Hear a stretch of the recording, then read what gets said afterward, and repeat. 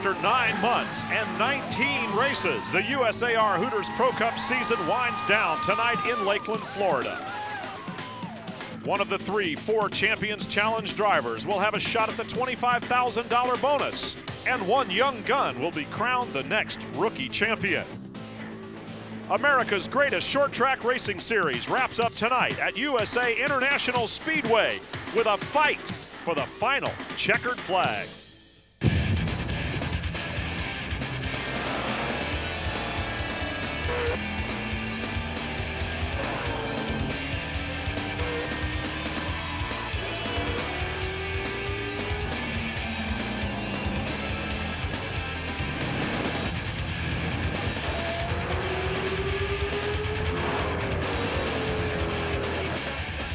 United Speed Alliance Racing 2000 and the Hooters Pro Cup Series for the new millennium, the final round.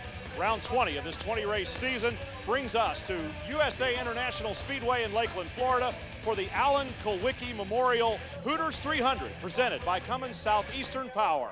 Hello everyone and welcome. We're glad you could join us, and I know that a lot of you have been with us all season long, and those of you that have know that the championship has been wrapped up. But we've been talking all year about the rookie battle, and that one is still very much up for grabs, and I've got the 2 main players with me here right now. First, Brian Vickers, you've got what they all won, and only one thing separates them from you. That's 300 laps.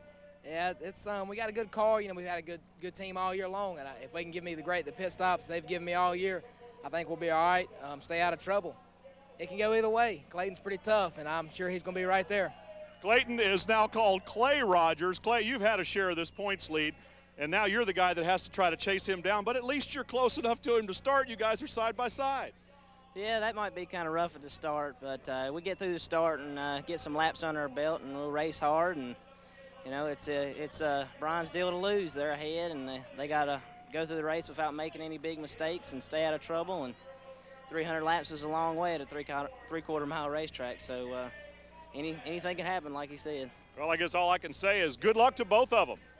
And hello to my broadcast partner, Bill Venturini, who's doing the paperwork. Look at this. Yeah, we're going to look at the point fund for this year for 2000. Look at Bobby Gill, the championship. He wins $250,000. Second place is $60,000. Then you'll notice the points jump along with the money.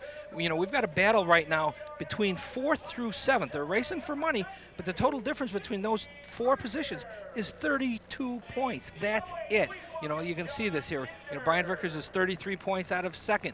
Marty Lindley's only 105 points out of 2nd. And then you go Mario Goslin, 133, Jeff Agnew, 135, and Clay Rogers, 137. Those are only 2 points between those 3 positions. And all of these positions can change tonight. It depends on the outcome of the race. You know, the difference between 4th through 7th is $6,000, but now we're going to look at the guys that are racing for 30th, Brian. And this is probably one of the most poignant battles on the racetrack. Starting 6th and 7th are John Curley and Jay Fogelman, 30th and 31st in points. $10,000, the difference between those 2 guys separated by only 41 points. Let's go to Stephen Cox. Of the 3 men who have won 4 Champions Challenge Series races so far this year, only one is in the top 5 rows. That's Marty Lindley in the 0-1 car, and he has an opportunity at $25,000 if he can pull it off twice. This one here tonight being our last 4 Champions Challenge Series race of the season. The guy that's on the Discount Auto Parts pole for the night is Hal Goodson. Hal, congratulations. You got a great run tonight, but you're not allowed to make any changes to the car. How did you set it up for the race? Well, we set up for the race. I mean, we didn't worry about qualifying. We were good. I think we were 2nd or 3rd quick in the first practice session and the fastest in the 2nd one. So, you know, we're good then. We had a good car for the race, so we didn't mess with it. 300 laps instead of 250. Does that change the strategy at all? Oh, yeah. I mean, yeah, I think most guys will make an extra pit stop. You know, we got 10 tires tonight instead of 8 for the race, and it's going to change the strategy, and fuel mileage is going to play a part, and, you know, it kind of depends on where the cautions fall tonight. Hal Goodson for the 4th time this season, our Discount Auto Parts pole sitter. 2 other drivers shared the honor 4 times, Clay Rogers and Mario Goslin. But only one of these 3 men can earn the $25,000 bonus tonight. Marty Lindley, Bobby Gill, and Jeff Agnew, each a winner in the 4 Champions Challenge so far. And these guys definitely have talked about that extra $25,000 that's available tonight. Wild Bill Plemons signing autographs before we go green flag racing tonight. The USAR Hooters Pro Cup Series is brought to you by Hooters Restaurants. Hooters, delightfully tacky yet unrefined. By Jackaroo Sauces. Jackaroo tastes so great, they named a steakhouse after us. By Naturally Fresh Dressings. It's not just our name, it's our promise. And by Miller Lite, the great taste of a true Pilsner beer.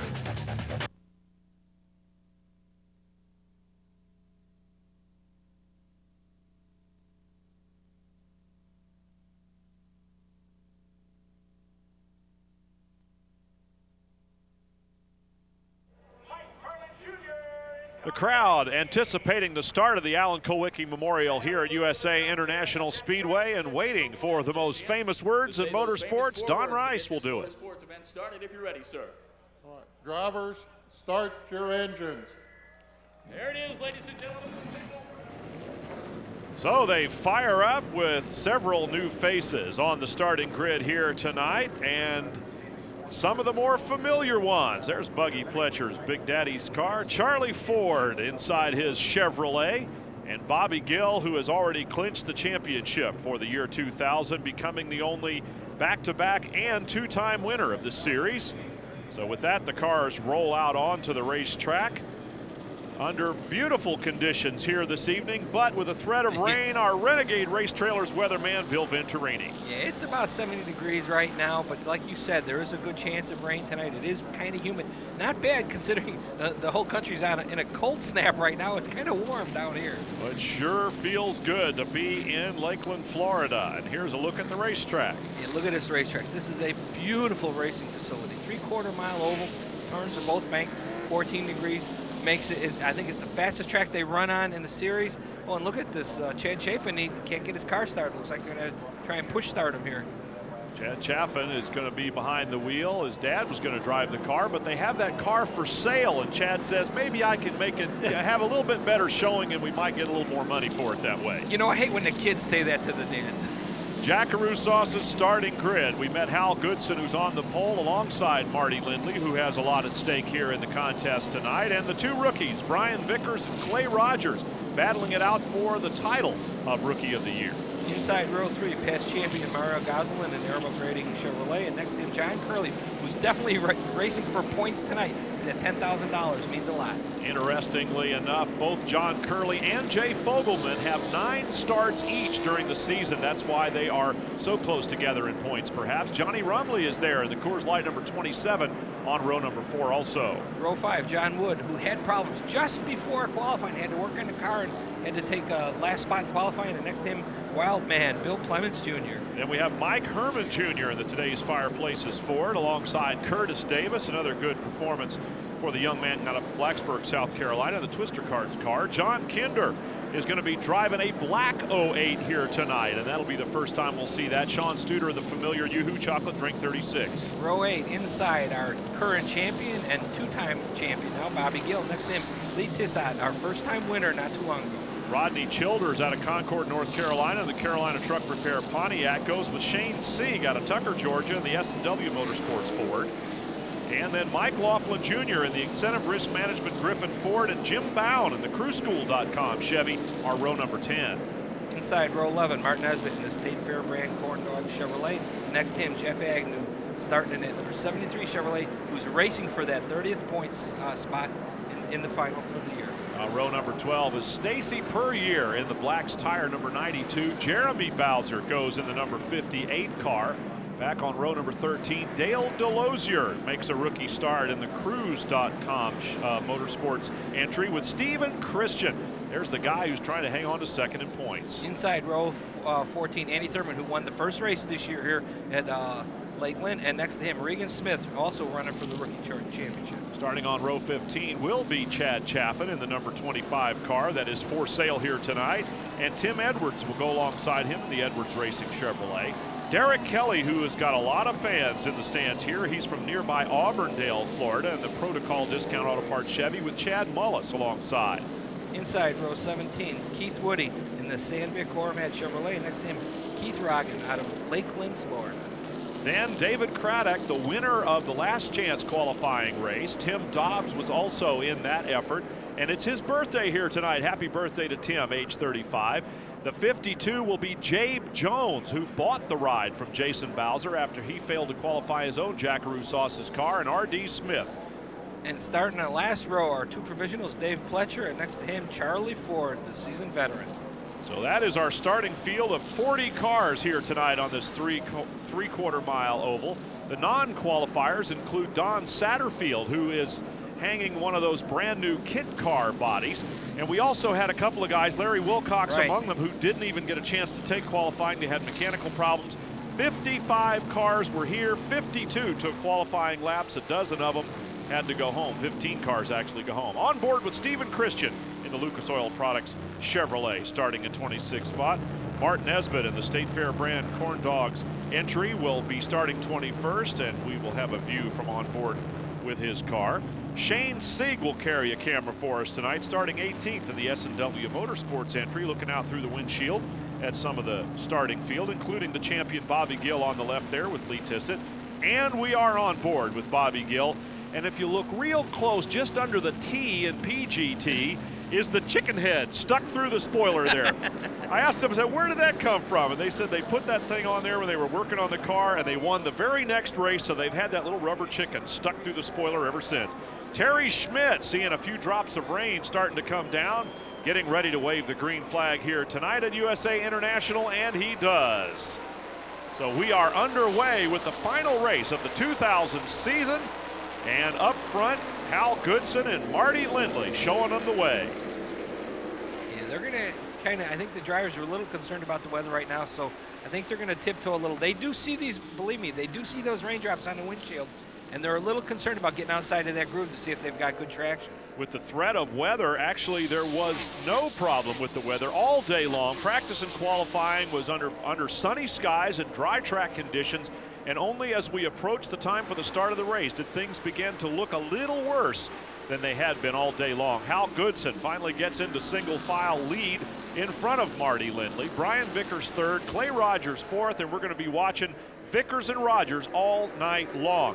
It very simply needs a bad race for Brian Vickers and a good race for Clay Rogers in order for that rookie lead to change. We're going to be looking at a lot of different races within this race tonight. Kidding. Not only is the battle from 2nd to 7th very tight, and all those positions can change, but deeper in the field throughout the top 30, all of which pay money, are positions that can easily change here tonight. None more poignant as we have our first caution of the night, and it's David Craddock. After winning the last chance race, he had to start in the back of the field, and of course, Bill Venturini, that's often where the problems occur early in the race as things try to sort themselves out. A lot of debris on the racetrack. Much of it has come from the Crazy Soap entry of David Craddock.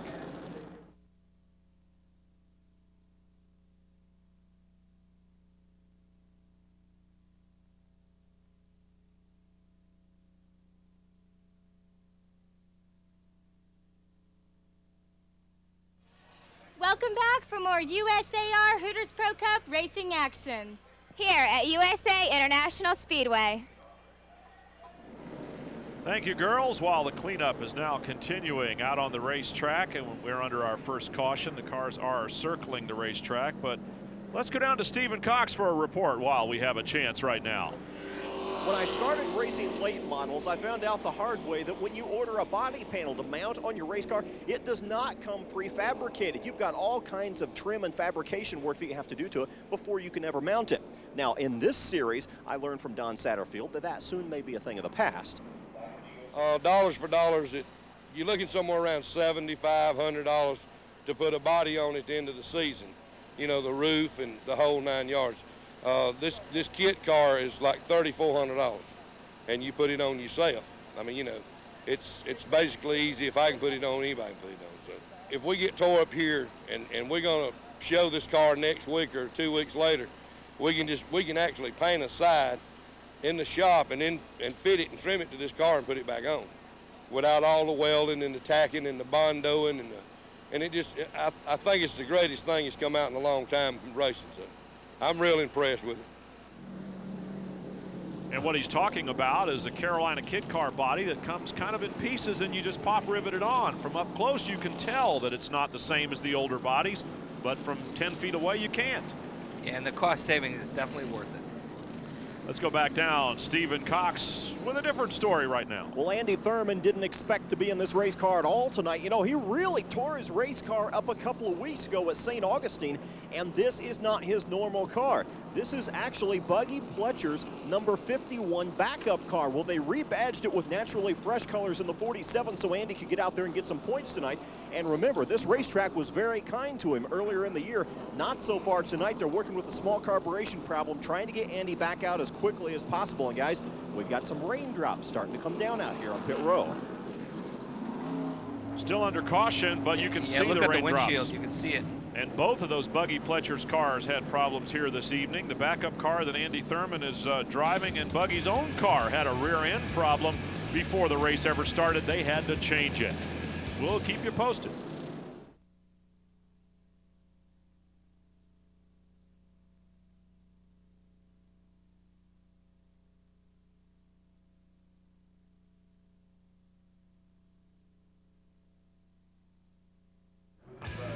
United Speed Alliance Racing in the Hooters Pro Cup Series drawing to a close with the Alan Kulwicki Memorial Hooters 300 presented by Cummins Southeastern Power. And you can see right now, Brian, definitely we're red flagged because of the rain. And what this does is the drivers, they've got their adrenaline flowing for the start. Now they've got to stop, relax. It's going to be hard getting back up for the restart. That gives us a chance to talk about 2001. We're very excited about the series next year, Sean. We're going to expand the schedule to a 30-race schedule in 2001. We're going to have 17 races down south and 13 up north. We're going to several very nice venues up north. We're going to be running IRP. We're going to run Chicago Motor Speedway, Winchester Speedway. We've had in excess of 250 inquiries about the Northern Division. It's a lot of involvement, and we're excited about our car count. We do realize we're going to have to build this series up north, but we do feel in a matter of 2 to 3 years it'll be just as good as we have down south right now. You know, Brian, seeing how the southern, I guess, expansion works so well, they're going north, and I definitely have faith in him making a fully successful season. Keep track of all the developments with regard to the new season at our website, USARProCup.com. Some of the crews now under umbrellas and plotting their strategy for just how it's going to go once the race gets started again. More paint and all. He's still smiling even in the rain. Bill Plivens is always smiling, and maybe he'll get his first win of the season here tonight. Right now, we're just going to have to wait it out for a while.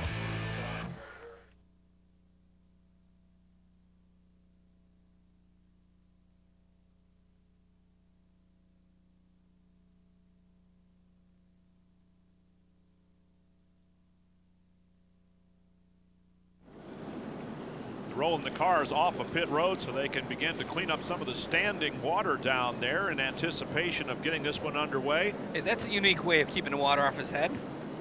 That young man could have stopped with just a couple of stickers, but no. Waiting out the rain are some of the members of Team Concept 2000. I couldn't really do much of nothing on the cars. I mean, I didn't really understand much of it or any of that. And I mean, they taught us all about the setups and about just how everything works, how to hang the bodies. I didn't have a clue how to hang any of the bodies or do any of that stuff before I came here. It's just unbelievable what all they teach you and how much you can learn. Happened by luck. I came down here on vacation and went to some of the shops in Mooresville asking around if there was a place to get a little more experience before going right to a team and getting a job. And they got recommended to college and went up there, and the same day I went in there I enrolled, and 2 weeks later I moved to North Carolina and started in the school and had a lot of fun. Start working for Roush Racing in the research and development department. Hopefully stick with them and got to go to Canada to the wind tunnels and stuff like that. I mean, if you just coming into want to get in a job in racing, or you already know some stuff, it's a great program and you can still learn a lot no matter what your experience level is. Some of these young men who have worked hard all season long will be moving on to bigger and better things for themselves, they hope. Let's go to Stephen Cox. Well, Brian, we're down on pit road, and we've looked up Jay Fogelman's number 68 crew. And, you know, They use these blowers for a lot of things, usually to blow out the hot air from underneath the hood of a race car, so they want to work on it, or to cool down the water inside of a radiator, but this one's being employed differently. This time, we're simply trying to dry off the asphalt in front of Jay's pit stall because it's been so wet. In fact, his sits a little bit lower, an inch or so lower than some of the surrounding areas, and poor Jay Fogelman's crew caught all the water that just drained down here. Yeah, they've got to make sure pit road's kind of dry, because if you come down pit road to make a pit stop and it's wet, you're in trouble. They've sent a rabbit car out, Johnny Rumley, to check for traction, and that's exactly what he's doing there, just to see how dry the track has become. The USAR officials have employed a number of things. Hey, wake up. Wake up, wake up. Hey, wake up. Yeah, it's been a while, so some of these guys are trying to catch 40 winks, and you can see that after a long day, it's going to be a long night, too. Don't worry, these guys will be awake in a moment. Marty Lindley's your leader. We'll be right back. Hey! Stay tuned for more USAR Hooters Pro Cup racing action. Keep us turned on.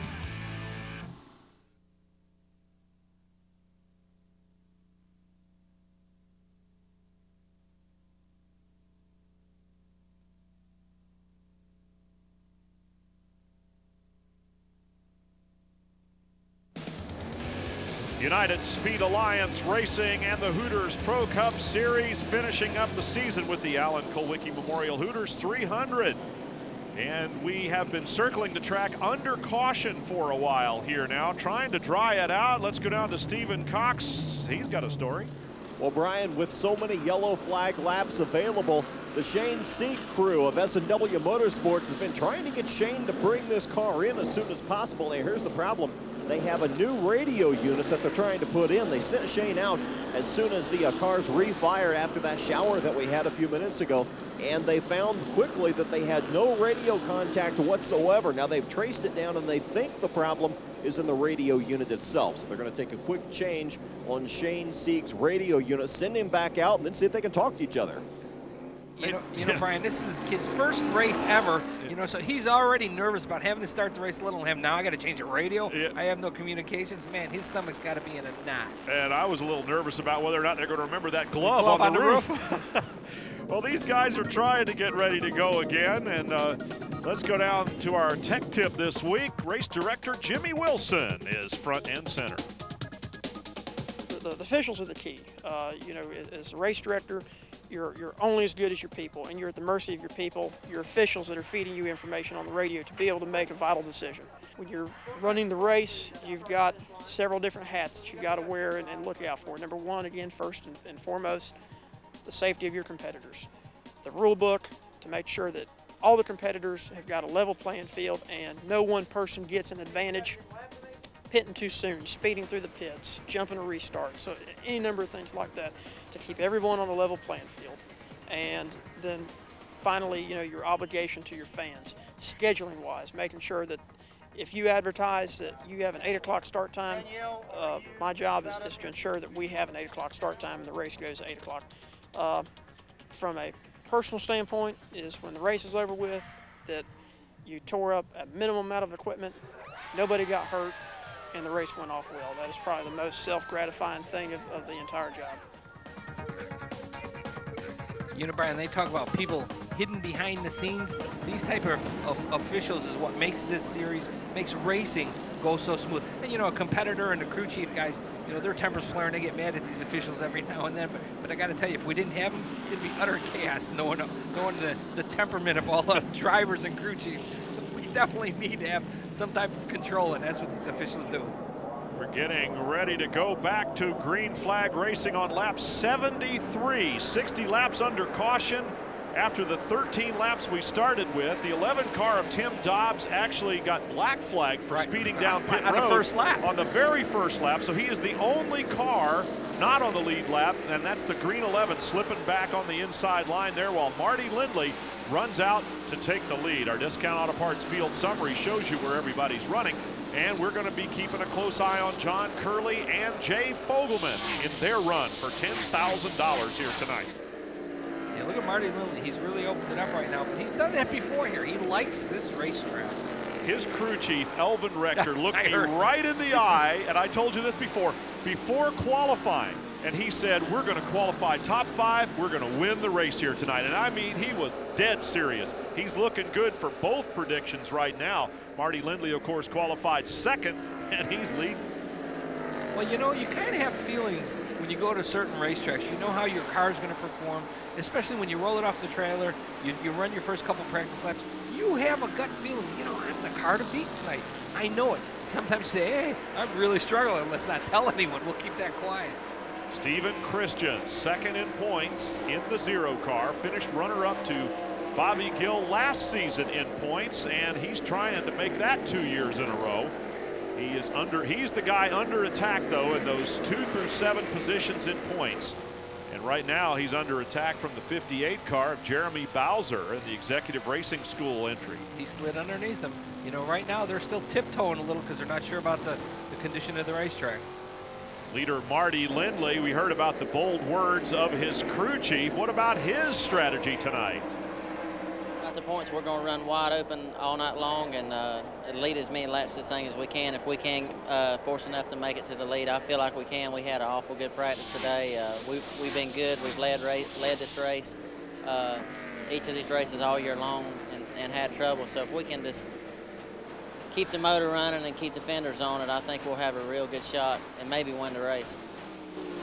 Lindley is a little over 100 points out of 2nd, and he is 72 points behind Brian Vickers for 3rd in points. Lindley had held on to a top 3 spot for most of the season, but he had some bad luck in the last couple of races, and it put him out of that position, while Vickers had some very good runs that moved him into 3rd ahead of Lindley. Yeah, but Marty's doing what he has to do. He jumped out up in front. He's trying to lead the most laps, which will give him some bonus points. So he's doing everything possible that he can do, and he's doing it right. Jeff Agnew, and now we have Keith Rogan in the Southern Road Builders car. Now he spun all by himself over on the backside of the racetrack and just kind of touched down on the wall there. Did you see, though, real close to the wall, it was still damp out. When he came out of the racetrack, his tires were still wet, so he had to be careful pulling back out. Well, there is a very definite dry track, and you can sort of see it, the grayish, light gray part where the cars are running, and then that part of the track that you don't want to go, where you don't want to tread. You can see it's darker up high. It's not wet, but you can just see it. It's getting, you know, cooler out. It's still damp out there, and you just kind of know, I'm not going to test it right now. Maybe a couple more laps. You can see that, you know, the cars are starting to run too wide right now, and it's going to start drying off that outside line. You can see it kind of shiny up on the very high part of the racetrack, as it is down on the apron. But the groove is starting to come in. Stacy Puryear may have tested a little too soon, I think. He may have just put a couple of tires up there in that slick stuff, and we are under our 2nd caution of the night. On the last lap before this, I was looking through the windshield of an in-car camera, and I saw Stacy's car going down the back straight. He bobbled and got a little sideways, gathered it back up. He hit the wall pretty hard. Let's take a look as he works it up into the high groove on the entry to the corner there. Outside of the 61 car of Jim Bound. Boom. So an early evening for Stacy Puryear, who was the first pole sitter of the season at USA International when we began in the spring. Another look at it. Yep. The car just got loose getting into the corner. You look at the back tires, we're still spinning. Now he gets on the brakes, and that's when he hits the wall. He really accelerated up through that slick stuff. Finished second last week at St. Augustine. So he has had kind of a bookend season. Some success early. Some pretty good success during the course of the year. But tonight it looks like it's over early for Puryear.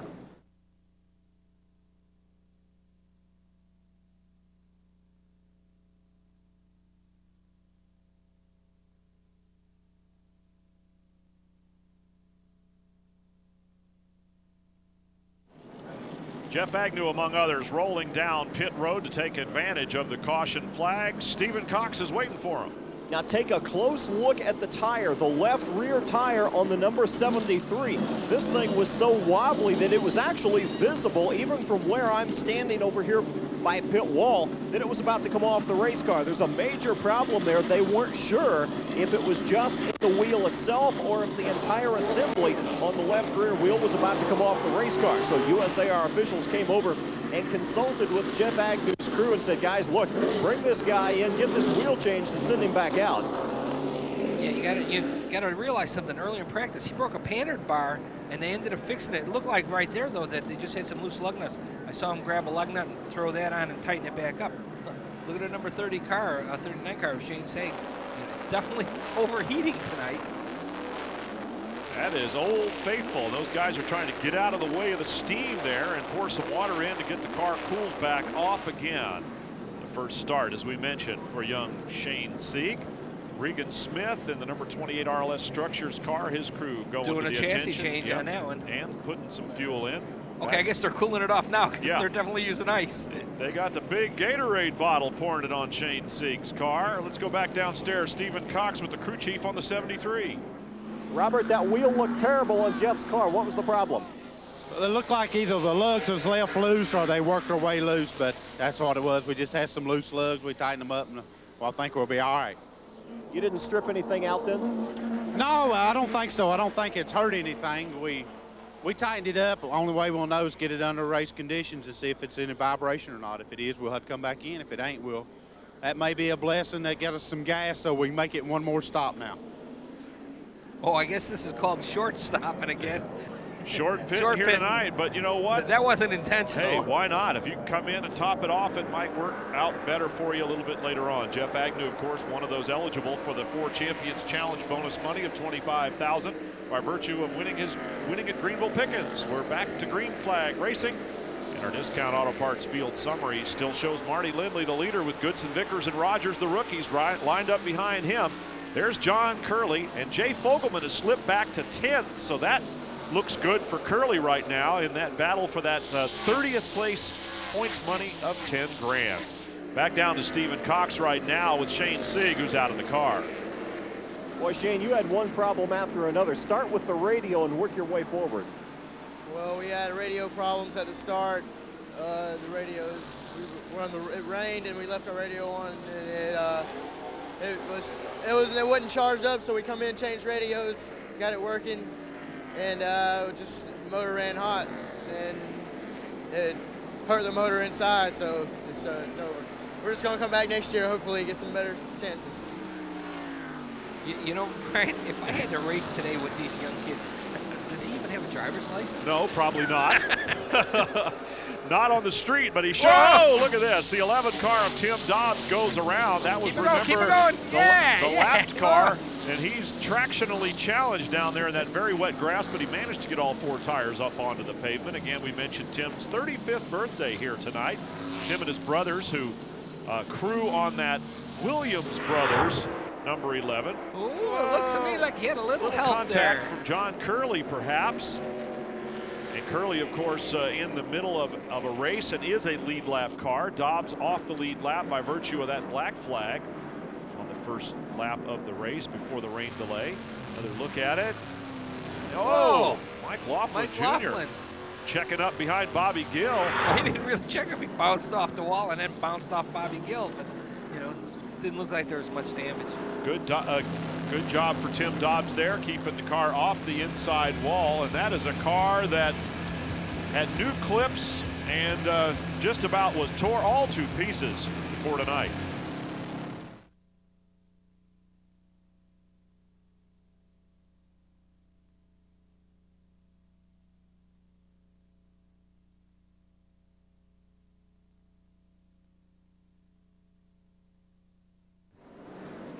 Still under yellow here, lots of activity down on pit road. We can see that John Curley's taken the Team Concept 2000 car down there, carrying Ruffy's Pro Trash Bags colors here tonight. And that is in Stephen Cox's neighborhood. Stephen. Well, Tim Dobbs is trying to make something good happen out of this race. You guys saw the wild ride he took down the front stretch just a few moments ago. That was courtesy of the 44 car. He and the 44 car got together. Now, of course, the 44 car, John Curley, is working on a $10,000 payday if he can finish in 30th place or better in the points. So that's significant from this angle. Now, from the Tim Dobbs crew, this guy is having a birthday today. Brian, you know that? Tim Dobbs is 35 today. Yep, Stephen, we mentioned it. They had a little celebration at Hooters last night, and I was sitting with them. And as the cars are circling the racetrack right now, we're also going to go back down to Stephen Cox because he's wandered over to the crew chief on the 44 car. Talk about the problem you had with the 11 car and what it might have cost you. John said that the 11 car just backed up coming off turn 4, and he couldn't get it slowed down and just ran into the back of him. You know, it's nobody's fault. So they sent us to the rear of the field. We decided to come in and pit for fuel, and hopefully he'll work our way up and back up to the front. Well, in a lot of ways, you're just kind of racing the number 68 car tonight for that 30th position, aren't you? Yeah, that's it. We just that was our main goal tonight, was just try to beat him or stay within, I think, 6 positions of him, so we can finish 30th in the points and get some extra money for our season this year. Extra money? $10,000. I call that a little extra money. That's a lot of money for 30th in the points. Here is a good look at that light gray dry spot, and inside here on the straightaway it's darker. Look at it right there. Oh man, in the turn. Perfect shot right there. So it's still pretty much single file racing out there tonight. I would not want to venture off into those darker areas just yet. You can even see it going down the straightaways. You can see it's real light gray. Oh, look at it. That's Mike Laughlin Jr. looking down to the bottom. I don't know. It's a little damp down there. No, I'm not sure if I wouldn't just stay in line. Follow the leader at this point. A 300-lap race. Why make something happen when it just may not be a good time yet? Ask Stacy Purrier about it. Yeah, I would think that Stacy would have a very definite opinion about venturing up into that slightly slick area. Take a look at our Sunoco Race Fuels full field rundown while we watch on board with Stephen Christian. We're looking at this full field rundown. You see all these R's. Just think next year they're not going to be there. These guys are no longer going to be rookies.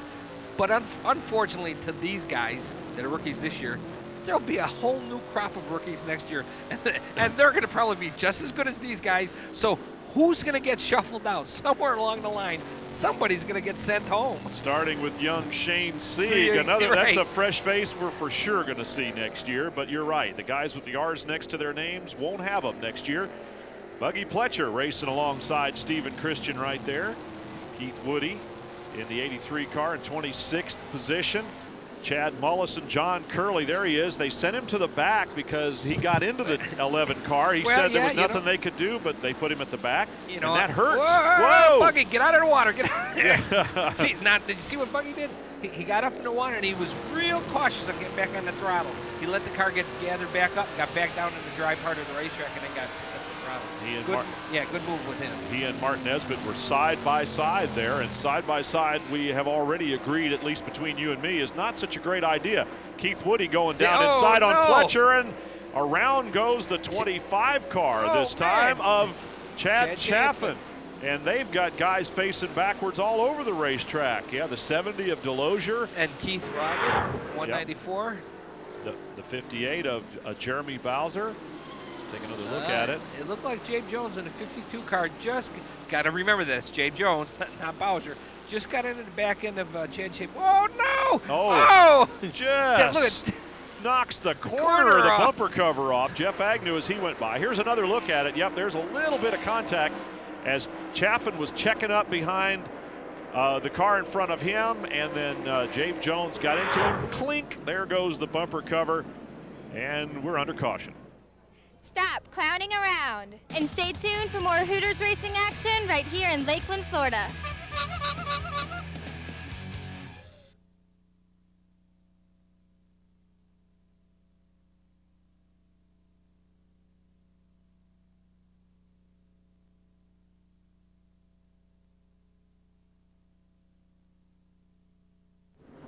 Welcome back to the Alan Kulwicki Memorial Hooters 300 here at Lakeland. Activity on pit road continues. A lot of guys are coming down pit road right now. And it's going to get a little bit crowded as we take a look at Bobby Gill, who appears as though he will be a back-to-back champion. He has wrapped up his second consecutive USAR championship with the help of his team, but with a house in Georgia and a race shop in North Carolina, teamwork has taken on a new meaning. Kind of inherited the job. Not only did I inherit the job, I inherited him. He moved in with me, which I guess can be good and bad, but yeah, I got the job and the driver. Although Bobby clearly runs the show, his hectic schedule allows his wife Elaine to take on a bigger part with the team. From accountant to travel agent to chief spotter, her plate is full. Well, she takes care of the motels room, takes care of the guys on the weekend for the races, and takes care of all the bills at home and stuff, so she got a pretty good part in this. And now it's just like, I feel like I'm driving the car. That's the way I feel sometimes. It's like, you know, it's a big responsibility, and we have a lot of money invested in the car, and I don't want him hurt, I don't want my car hurt, and I guess really when you're more involved in it, you're more particular about watching what is going on.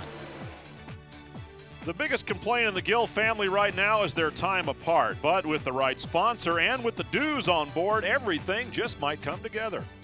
Yeah, if I get a major sponsor on board, so I can hire 2 more guys, and dues is good enough. I don't have to stay up there and watch him. He's one that you can trust. Nothing won't fall off. Everything's right when it leaves the shop. So if I get 2 more guys to help him out, then yeah, I'll be home more. We're not the best, I don't feel, at what we do, but we've probably got the biggest hearts in the garage, getting the best out of what we got. And fortunate with Bob and Elaine, they've dug real hard. He had nothing a year and a half ago. Takes care of his stuff so we can go racing with good equipment. I love him. I mean, he's been a real help to our team. He keeps Bobby calm. I mean, a lot of times I know y'all cut in on our radios, and we have a very hectic radio. You probably don't want it on TV, but Dews is a very, very big help to our team. He keeps them pulled together, and he wants a good pit stop, and he expects that out of our guys, and they all do all they can to help him with that. You know, Dews made a comment that the key to a championship program is not always having the best equipment. It's getting the best out of the equipment you have, and that's one thing this team has done all year long. Well, Bobby's a pretty demanding employer, and sometimes yeah, we've heard that. Yeah, he's down there hollering at the Dews, and I've seen the Dews just look at him and say, Bobby, that's the hoss you got to ride tonight, son. You better saddle up. That's all I can give you. As we go back to green flag racing on lap number 112, Marty Lindley trying to make good on his crew chief's promise to win this race after qualifying in the top 5. And our Discount Auto Parts field summary still looks pretty much as it did before, but Marty Lindley looks as he has before, stretching out a lead again on the restart. Somebody on that team knew something a little ahead of all of us, because look at how Marty Lindley's kind of on cruise control and just pulling away. Meanwhile, everybody else in the field is trying to figure out just when to get brave enough to venture outside that dry line. I think everybody has just settled in and say, you know, we've got the longest race of the year. It's 300 laps. We're not even halfway there yet. Let's just cruise where we're at, stay in position. You know, don't take a chance in getting that wet stuff. This track is coming around. You can see the light gray area is getting bigger. It's getting wider everywhere, in the corners, down the straightaway. So that's going to make it easier for them to run too wide. 104 points separate Clay Rogers from Brian Vickers for the rookie title this year, and only about a half a car length separates them on the racetrack. And as long as it's that way, Brian Vickers is going to take that rookie title. As we mentioned before, and I think I figured it out, that if Brian Vickers had been the first car out of the race, i.e. 40th position, Rogers still would have had to finish 7th. If you look at it the other way, if Clay Rogers wins the race, Brian Vickers has to finish about 26th or 27th, and that's never mind bonus points and all that. When did you figure all of this out? Well, you know, starting in the third grade, you know, when I got into advanced mathematics, yeah. Since then, I've used everything I know to try to figure this out. Oh, and speaking of which, Clay Rogers, well, you know, Vickers can't be the first car out of the race. Puryear's already garnered that honor, and then Shane Sieg is out of the race too. But Clay was looking like maybe he was going to make Vickers the next car out of the race. No, these guys race each other clean but hard, and they've said that many times. John Wood, who started in the back of the field after breaking the rear end gear, has been moving his way up to the front. He has stayed out pretty consistently while a lot of other cars have come down pit road. So he's gained positions on the racetrack. Yeah, just being reminded by our producers that it was David Craddock who was the first car out. That's right. Brought out the first caution and tore his car all to pieces after he won the qualifying race. Bobby Gill behind Sean Studer right now. That's 11th. You know, Bobby Gill, he's running 11th right now, and he says, I've won the championship. You know what? That's not his style. Bobby Gill says, all right, this is going to pay $10,000 to win this race. Right. That's $10,000 more dollars I don't have. Yeah. I'm going for the lead. Yeah, all of Bobby Gill's math training is dollars. Feeds into one particular way of calculating, and that's dollars, money. It's too bad when we look off the tail end of Bobby's car that you can't see that little rubber chicken. You can't see it very well anyway. It's stuck through the spoiler. That is so funny. What a nice move by Clay Rogers getting by Brian Vickers. He came down, got underneath him, didn't force him out of the groove, which is a slick move. I mean, very class move. Good racing. That's what you like to see. And now, look at it. What he did is he opened the door, and Mario's going to kind of sneak underneath him. Well, Clay Rogers is a very smooth driver. We've seen all of these rookies mature a little bit, but most of them, in fact all of them, came to this series with a lot of talent and a lot of skill.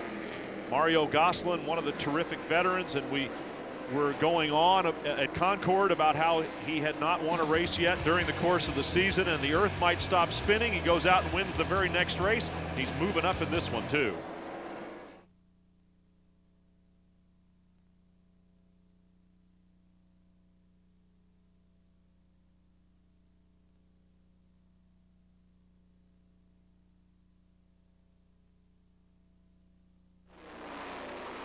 The Alan Kulwicki Memorial Hooters 300 here at USA International Speedway, our only 300 lap race of the season, and on a 3/4 mile track that makes it a long one. Marty Lindley and Hal Goodson started on the front row together, but it is Marty Lindley all the way right now as we look at our Discount Auto Parts field summary on lap number 130. There is Hal Goodson in the Carlin Financial number 45. And Clay Rogers has moved up to third behind him by passing Vickers, underneath him. Looking for more. I was just going to say, Clay Rogers, he pressured Brian Vickers, got around him. Nice move going by Hal Goodson right now. So Clay Rogers is now up to second, and he has decided there's enough dry racetrack, and he has a fast enough car where he's going to chase down the leader, while Brian Vickers is slipping back another spot, courtesy of Mario Gosselin. So Rogers is doing what he has to do, and that is move up through the field, try to put as many positions between himself and Vickers as possible for that rookie title. Close racing deep in the field here all around Bobby Gill. Lee Tissett just behind him. Well, you can see everybody's getting more comfortable at the racetrack now. Not just Clay Rogers, everybody is, because now they're starting to go inside and outside. Lee Tissett, first-time winner of his career, won at Hickory Motor Speedway. We had 10 different winners this season, a record. And then what I found amazing, which, looking at the statistics, out of those 10 winners, 7 of them are first-time winners in the series. That gives you an idea how diversified this whole series is, that you can come in, be a newcomer in the series and run competitive. And I'm amazed that you could have 7 new winners in one season. Andy Thurman was the first, then Marty Lindley, then Brian Vickers, then Agnew, Goodson, Tissett, and Rogers in order. 4 races in a row had new winners, starting at Greenville Pickens with Agnew's first victory. Yeah, I was going to say, out of all of those names, the only one that surprised me was Jeff Agnew, because I would have thought for sure this guy's won a race before in this series, but he never has. He won the rookie title and the championship in '98 never won a race. Without winning a race. Went the entire '99 season without winning a race. Went 14 more races in 2000 without winning until he finally did. Jeff Agnew in the 73 car, the Twin City Motor Exchange Chevrolet. We're watching Sean Studer lead a parade that includes Bobby Gill, Lee Tissett, who won after just a few starts, and Curtis Davis going after Bill Plemons back here. So there are a few guys with fast cars that have gotten brave enough to venture out too wide. And there's a guy looking for his first win. Both of these guys of their careers, Bill Plemons and Curtis Davis. Jay Fogelman currently 9th and John Curley 18th, and that is enough spots for Fogelman to take that $10,000 30th place points money. We keep Look at saying, John Wood. He's fast. Wood, he's been quick. We've been talking about this $10,000 for 30th place in the point fund. I've paid attention to the ASA series, the ARCA series. $10,000 for 30s is good money. Oh, we got a car spinning in the backstretch, and a caution is going to come out here. The 70 car. 70, Dale Delosier. Delosier. Yep, Delosier just takes it around over on the backside in the Cruise.com number 70. We saw leader Marty Lindley coming up behind him just a little while ago, but in the aftermath of being passed by the leader, Delosier brings out our caution here on lap 137. Your leader is still Marty Lindley of the Discount Auto Parts car.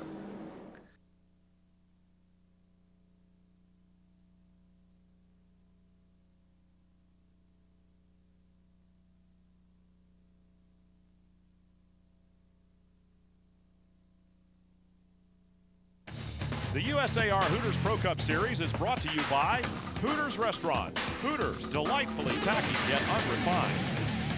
And introducing a great new dressing from Naturally Fresh, Classic Caesar, a special Caesar taste from Naturally Fresh. Crowd settling into their seats here, and after a long delay, they have had a very entertaining race to enjoy here tonight. The leader, who has been very quick, heads a whole long line of cars down pit road, Stephen. But when you're that quick, you really don't need to make a lot of changes. So they're going to take on 2 tires for Marty Lindley's 01 discount auto parts car. And remember, this is the guy that so far tonight has the best shot at winning $25,000. Now, this guy may not win quite that much money, but Hal Goodson, your pole sitter for the evening, has a very loose race car. They're going to take out spring rubbers from the left rear and right rear tires, gas him up and send him back out. Clay Rogers and the guys on the fire protection car still sitting there after the 2 cars in front of him have already left, and now some from behind him are leaving. Yeah, they're just getting the left side jacked up right now. They're having a problem out there. Bill Boger and the crew. And Clay Rogers' brother, Brad Petey, who's kind of the number 2 guy on the crew behind Bill Boger, the crew chief. Look at John Curley. Their guys get a pretty quick stop, and the water on pit road makes a lot of these fellas a little bit tractionally challenged. Let's go back downstairs, Stephen, with the crew chief. That one looked a little slower than your usual pit stop. Well, we had to get some tape off the grill there, and it took a little time to get that off there, so that's what took it up, run a little temperature. Now, how important is track position? How critical is that to you right now? We got a real good race car. You know, he'll just have to make it. He can do it. He can make it up for us. While Bill was talking, that was Petey behind him there discussing what they're going to do next with some of the other guys in the crew. Okay, there was a little confidence in your driver, you know, but that's one thing the driver never wants to see is to come into the pits. You know, you work your butt off all night long to get positions, come down pit road, and then something happens in the pits and you lose those positions. Makes it hard for the driver. Well, Bill Boger's used to having confidence in his driver. He was crew chief for Bobby Gill. Yeah. I can see why you could have confidence in your driver. But he's got a good driver right now. Our leader is Derek Kelly after all those pit stops as Mike Herman Jr. tries to get a lap back there. Derek Kelly, who started 31st, is being credited as the guy with the lead. And actually, Herman is on the tail end of the lead lap, just in front of the leader. So he is also a lead lap car, but he's the entire circuit of the racetrack behind Kelly. Derek Kelly getting his victory here in September at USA International. And that was the closest finished in the history of USAR in the Hooters Pro Cup Series. So I guess you can with say Buggy Pletcher, the other guy involved. Right. So I guess you can say with him leading isn't a surprise right now. Not at all. And he is from nearby Auburndale, Florida. Right. I went right past the Auburndale Speedway because I was over in Winter Haven, Florida, and I stopped to ask directions to the racetrack from Winter Haven without backtracking. And someone said, okay, you go this way, you turn right, you turn left, and there's the speedway. So I followed their directions and found myself at Auburndale instead of here. So I had to start all over again. Oh, I hate when that happens. I know. Well, but you know, I just said, how do I get to the speedway? And they said, you go this way, wrong speedway. Battling for 12th position, and just outside the top 10, we've had some good battles going on as Derek Kelly with a new look number 211 race car out there right now. And we're under caution again. The 19 car, Mike Herman Jr. Wait till you see this. Yeah. He's stuck on pit road. What happened was, I was watching him. He was coming down the straightaway. The car was not under power, so he must have lost something with the motor. And he was going to turn down pit road. He missed the pit road entrance, so he's coming past the start-finish line. And he goes to turn, I guess, the pit exit. But there was a car coming down pit road, and they almost collided right at the exit of pit road. So Derek Kelly is going to collect the Lucas Oil Products Halfway Leader Award under caution. He led for only 9 laps. There have only been a couple of lead changes. We saw Marty Lindley take it from Hal Goodson. Derek Kelly inherited it after Marty Lindley went down pit road. And our Lucas Oil Products Halfway Leader is Derek Kelly.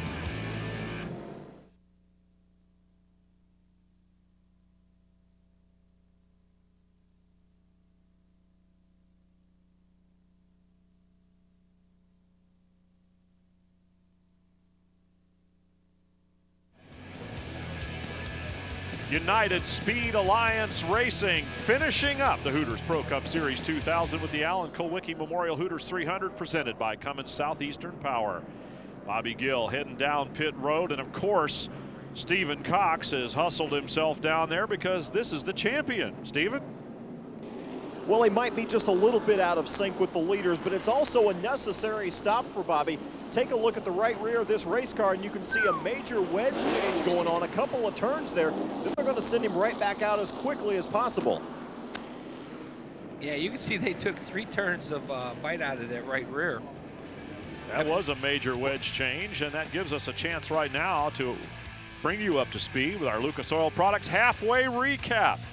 Of course, it started on lap 1, and that was when Hal Goodson, the pole sitter for the 4th time this season, jumped out to the lead with Marty Lindley alongside. First caution came out on lap 3 when David Craddock had a spin and contact with the wall on the backstretch. At lap 13, the rains came and the cars were covered up for a while, but after some 60 laps of caution, we went green flag racing, and Marty Lindley had taken the lead on the 3rd lap. Elvin Rector and the crew brought him in, though, for a change. That gave the lead to Derek Kelly, who led at the halfway point, which is where we are right now.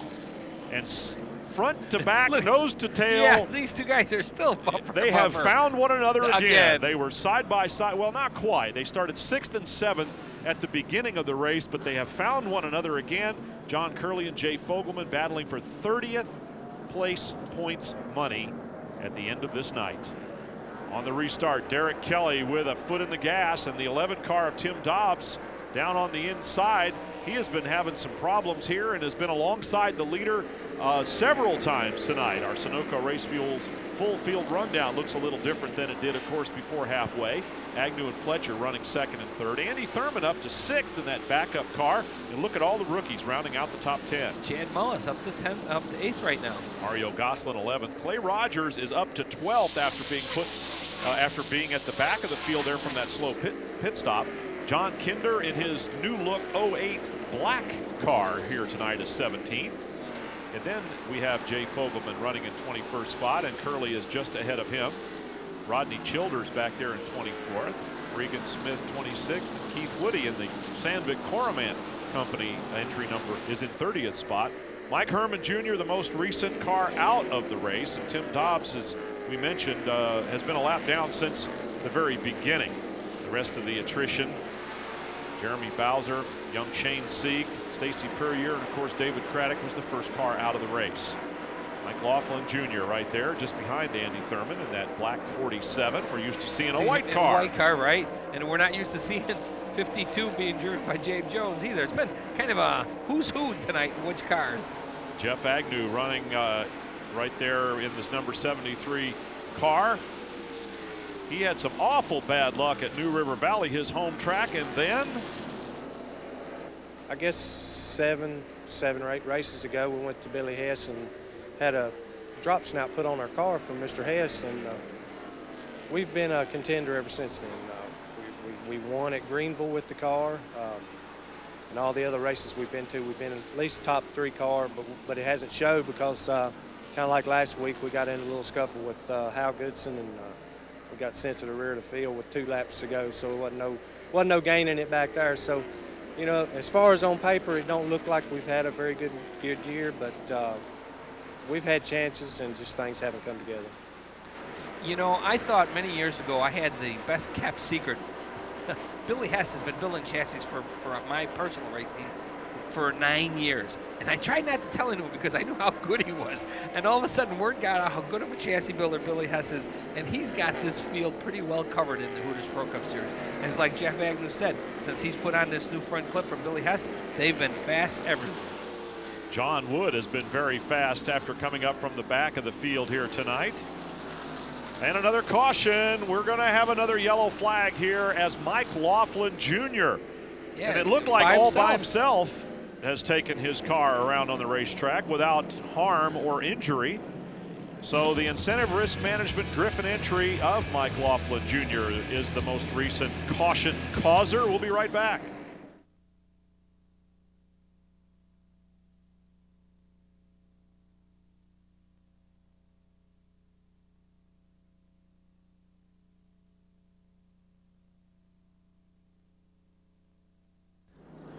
Our leader, Derek Kelly, is heading down pit road, and Stephen Cox is waiting.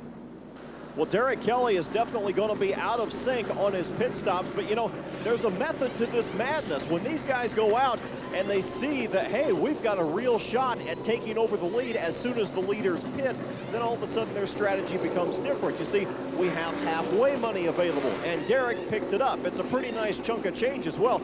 I also want you to take a look at the windshield up here.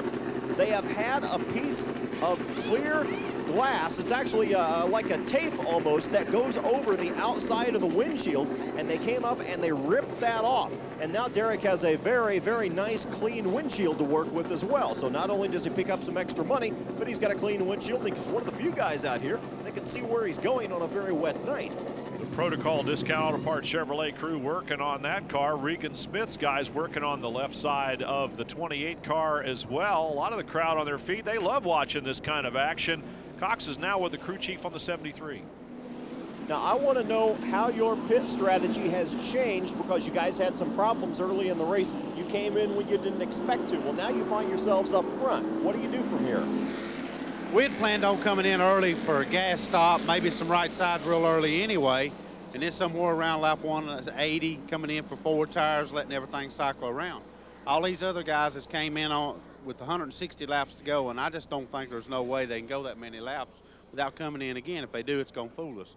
So when we come in probably in about 20, 25 laps, something like that, we'll be right back where we need to be, hopefully right back up front again and make them catch us.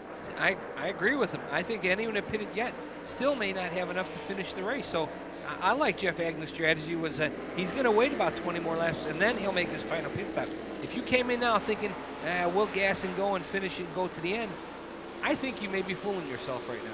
Our Discount Auto Parts field summary is a lot different than it was before. Clay Rogers has worked himself back up into 8th position, but Jeff Agnew is indeed our new leader. The only thing I don't like about that is that you cannot tell them when to throw a caution flag just because you need it. No. Oh, God.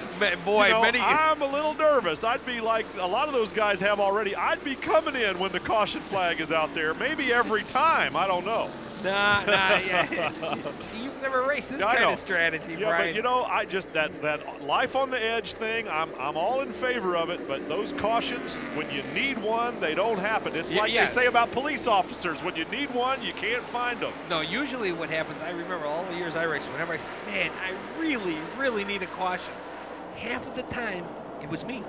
Yeah. That's the bad part. When you wish for those cautions, you cause your own. You cause your own. Just a glimpse there of John Kinder's 08 car, the dailydrill.com, with the new black paint job on it here tonight. I went over and said, John, what is this? No more Mr. Nice Guy? And he said, no, we just decided to make a change. John Curley takes it around and bangs into the wall. Oh, nice jinx. You talk about the guy and he wrecks. Oh, well, no, I was talking about John Kinder. This is John Curley, and that is not good. They have really pushed in the back of that race car. The fuel cell looks like it might be undamaged, but they sure do have some body work and some of those clip parts they're hanging around. Take another look at it. John Curley. He was definitely up in the dark gray stuff this time. Boom. Into the wall. And so the Team Concept 2000 kids from Catawba Valley Community College, their chances of hanging on to 30th place points money just took a serious hit.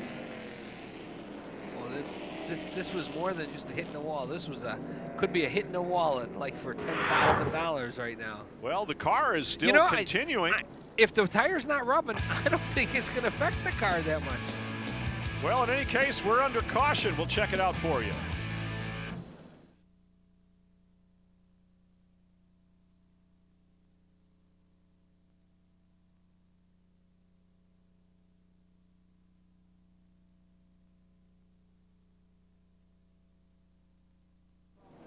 Pits are open again, and a whole bunch of new cars are heading that way, Bill. Yeah, you see now, I think the window's there where you can pit now and maybe go to the end of the race. You know, 15 laps ago, I wouldn't have tried it. Now I think is the time to do it. Or even 35 laps ago, when many of them came down pit road. Stephen Cox is waiting in the pit of the 42 car, Brian Vickers. Well, Brian Vickers will come in for what will hopefully be his final pit stop of the night. We're at lap 175, and you know, we've talked to some crews up and down pit row, and there's some guys that are saying on here, you know, I don't think they can go another 125 or 200 laps to go all the way to the distance. Remember, some of these guys that didn't come in at lap 160 or 140 or 120, they came in even earlier than that, and they're trying to go the distance. So Brian Vickers will try to go from lap 175 to 300. That's a pretty feasible distance. No major changes to the race car. The biggest problem they had was getting Brian slowed down so he didn't break the speed limit on pit row. Yeah, but Steven missed something. I did see a chassis change. The guy reached in there in the left rear spring and pulled the spring rubber out. A very small change, but one that might be significant. They say all things happen for a reason. Take a look at the 4 Champions crest and look for something good from everything bad. After a plane crash claimed the lives of the Hooters Winston Cup Championship team, Hooters chairman and CEO Bob Brooks took that to heart and established the Brooks Institute of Sports Science at Clemson University in honor of his 3 friends and in honor of his son. Before the accident, I had been working with Kulwicki and the university, and we had just gotten into it a little bit, and we had planned very soon to start doing some further work into what would be necessary to do the program. Didn't know then that this would come about, so then when it did, why, I just said, well, this is a good time to memorialize all 4 people, you know, and the first one would be in the Sports Institute was a motorsports engineer. The endowment also established professorships in sports marketing, sports communication, and sports management at Clemson. The Brooks Institute was founded in 1994 by an endowment from Mr. Brooks to start the Institute. It also formed our motorsports engineering program here at Clemson University. The Sports Institute, where they're trying to be, as I directed, good for the racing industry as well as the other part of the sports industry. But we're the only college that gives a postgraduate degree in motorsports. 13 of the top 20 Winston Cup teams employ Clemson postgraduate engineers that came from our motorsports program. It's something that whose time has come. And maybe that's one reason that the plane went down. You try to find a reason. The Brooks Sports Institute is involved in multiple research projects in various sports disciplines. The long-term plans for the Institute are to build a motorsports laboratory, which will include a full-scale wind tunnel, what's called a 7-post shaker table, the chassis dynos, the engine dynos, so that Clemson University can become the center for the southern automotive manufacturing network. Well, I hope this is something good that has come out of it, because it probably never would have happened if there hadn't been an accident. Maybe it's something for me to remember them by. If when you leave this earth, you have done something good, you leave a mark someplace, I feel like these 4 people would felt like they had left their mark. Bill, indeed, our 4 champions have left their mark. In fact, the whole USAR series came from that tragedy, and every car that races carries the memorial crest, and there is a 4 Champions Challenge race to honor each of the people lost in the accident. And Bill, the Mark Brooks Sports Institute will have far-reaching impact in just not only motorsports, but a lot of others with their sports marketing department and many of the other programs that they run there, started by, of course, Bob Brooks in honor of the 4 champions.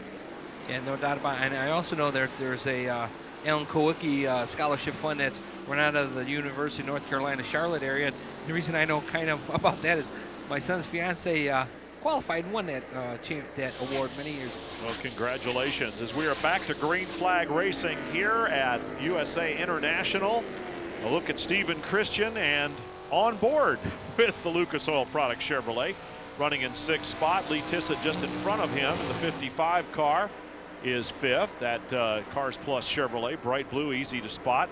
Behind the 47 of Andy Thurman is your champion Bobby Gill in the PGT Industries number 5. And we're looking off the deck lid at Charlie Ford. Yeah, and as we're looking at him, Mike Laughlin Jr. is looking underneath him.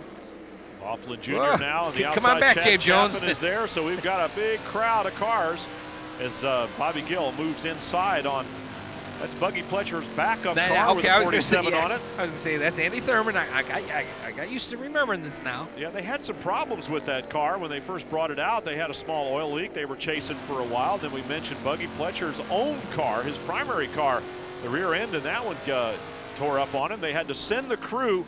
They didn't bring it with them. Normally they bring all these spare parts. But he's too close to home. Yeah, the shop's only, he said it was only 45 minutes away. You know what, that 45 minutes hurt them because they were scrambling after having to go back and pick up the rear end to put in the car. 45 minutes away, that means 45 minutes there, 45 minutes back. They wasted an hour and a half waiting for the parts. It was kind of early in the day, and they had plenty of time, but I'm sure when it was all done, they would have preferred if that rear end had been there in the hauler at the racetrack.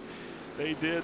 They were able to go get it. Moving around the outside of the 11 car of Tim Dobbs, and he has had his problems here tonight. That's a brand new body, front and rear clips. They tore that car all to pieces in practice at St. Augustine, and Bobby Gill goes around the Williams brothers, number 11.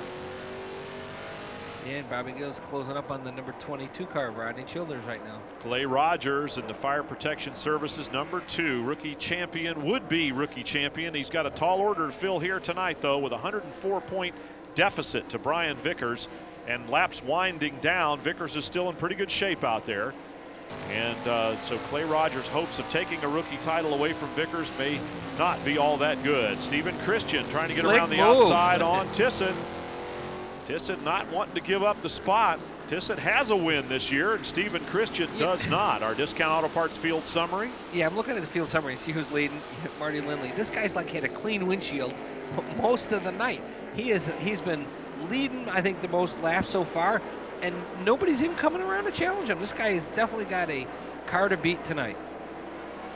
Christian making good on the pass of Lee Tissot now, and for position, and around goes Chad Mullis in the 10 car. He's up inside the racetrack, and everybody's taking evasive action. Bobby Gill's involved. Charlie Ford got hit. Ford got hit hard. Chad Chafin real hard into the outside wall. Oh yeah, Chad Chaffin and Charlie Ford got together. Tim Dobbs is involved again. Gill gets going again after minimal damage to his car. What a skillful driver he is. Avoided the initial problem for the most part, and got going again after going down into the grass. There it is. Maybe some contact into the back of the 10 car by the 70, and here comes Gill on the brakes. He gets tagged from behind by the 22 car of Childers. I think Bobby Gill he was, it was clear. He was unscathed, and then here is, watch Chad Chaffin's bright green automobile come into view with Charlie Ford. Something tells me this car is going to maybe do something real close to the camera here. Brumley up against the wall. There goes Bobby Gill for the infield. Childers, and there's the contact. Charlie Ford into the back of Childers' car, and Chaffin into the back of Charlie Ford. Did you see Brian Vickers? He was also scraping the wall. Off the deck lid. Watch the 2 car. Oh, well, you're not going to see much. And there they go by, but Bobby Gill manages to avoid serious damage. Here we're going to see Chad Chafin coming off the corner. He's the second green car. Oh no! Bang! Oh, Charlie Ford. Right into the rear end of Charlie Ford. Damaged the front end of his own car. Then he goes across the track and collects Tim Dobbs. New body work and clips damaged, and now the safety crew has really got some cleanup. Well, that 25 car was for sale, but I have a feeling the price has just come down. Indeed it has, and we'll be right back.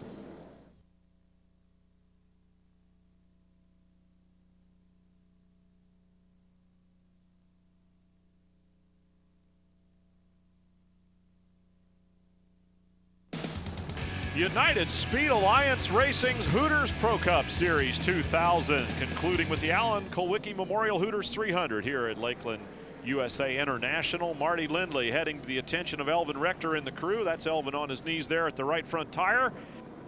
Yeah, and also the cars that were involved in that wreck are coming down pit road along with John Wood. Tim Dobbs back at the end of pit road, and Bobby Gill right here. Well, your 2000 champion team has been caught up in a pretty big mess there on the front stretch. You saw a number of cars get sideways there, and unfortunately they're going to test their mettle right here and see how quickly they can put Bobby Gill back into the chase. You saw the right side tires pretty torn up, and some body work that was torn up there as well. Well, one thing that they're lucky is that the USAR officials gave them an extra set of right side tires for this race because of the length of it. So Bobby Gill took advantage of that and put another fresh set on. Mike Laughlin Jr.'s crew with a little chassis adjustment and some tire changes, but now Stephen Cox is caught up with the guy who was damaged the worst. Charlie, you took a wild ride down the front stretch. I see you blinking in your eyes there. Now, I asked you if you were okay, and you said yes. Now I'm going to ask you if you're sure. Yeah, I just had a little sweat at them. No, the Sun Graphics Monte Carlo we had a bad qualifying effort, but we had a good race car for the race, and I think we proved it. We run right up in the middle of the pack and was just buying the time and just working away. It's just certain parts of the track is still slick, and when people move over in them, they get a little loose, and you get big wrecks like this right here. Well, tell me about that ride you took. What's it like backwards around here at 140 miles an hour? Well, I almost had it stopped, and I got hit from behind, and it knocked me back up in front of the guy in front of me. And then it bent the stern, and after that, I was along for the ride. That car definitely is going to need a front and rear clip. And it's too bad. Charlie was saying at the beginning of the evening that he was certainly ready for the season to be over. It has been a long campaign, but for Charlie, he's been hanging around, well, we mentioned a top 10 in points. He slipped a little bit further back than that now, but he has been pretty steady all year long. You got to realize the Hooters Pro Cup Series races the latest in the season out of any national series there is. You know, here we are at the end of November, and they're just finishing up their last race of the year, where all the other major series ended about 1 or 2 weeks ago. And of course, next year going to 30 races means it's going to start early and end late too. Both here at USA Internationals. Curtis Davis, for the first time in his Pro Cup career, is the leader. We'll talk a little bit more about that in a moment, but right now let's go down to Stephen Cox, who's with Chad Chaffin. Chad, tell me first of all if you're all right, and secondly, what caused the accident? Well, man, there's been wrecks out here all night. We've had bad track positioning. We were able to get through all of them until that when they finally caught us. I don't know, there was 4 or 5 cars that just stopped and they was everywhere.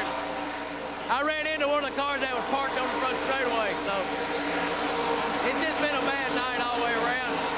We really had a good car this morning, but we've been fighting brake problems all night. It contributed to that wreck a little bit for us.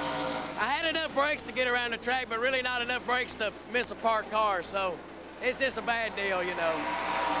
I know this car is for sale. Can I get maybe a discount on it? Yeah, you can get a good deal tonight. They're going cheap. I gotta say, he's got good spirits. He's still smiling. I don't know about his dad Neil will be, but I know Chad.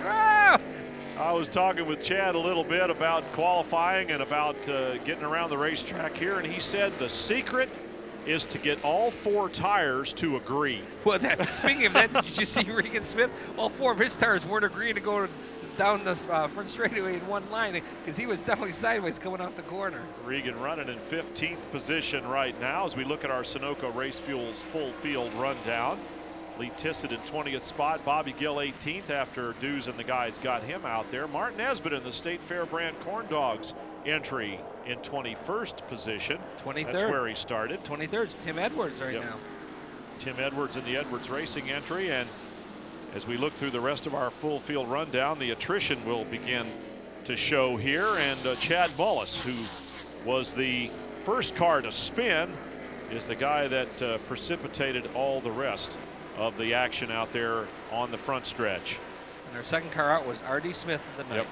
And John Curley out in front of Buggy Pletcher right now. Curley in his little battle with the 68 car of Jay Fogelman. Fogelman is further forward on the racetrack right now, but Curley and the Team Concept 2000 guys doing a great job of straightening out the tail end of that race car. There's John Kinder in that 08, running with Wild Bill Plemons. John Kinder has really stepped up his program in the last half of the season. You know, he had a good run going, I think it was at Concord, and ended up having a problem, but, you know, here's a guy out of California that is really working hard at getting his program working right. And we're going to have another caution here because Jeff Agnew has taken his car around over in turn number 2 and has made contact with the wall. Some of the damage is very evident there on the front end of the Twin City Motor Exchange. Rear, you can see that's where he nice job of getting it turned around though and headed the right way. So Jeff Agnew brings out a caution, and at this point anyone who hasn't stopped might oughta.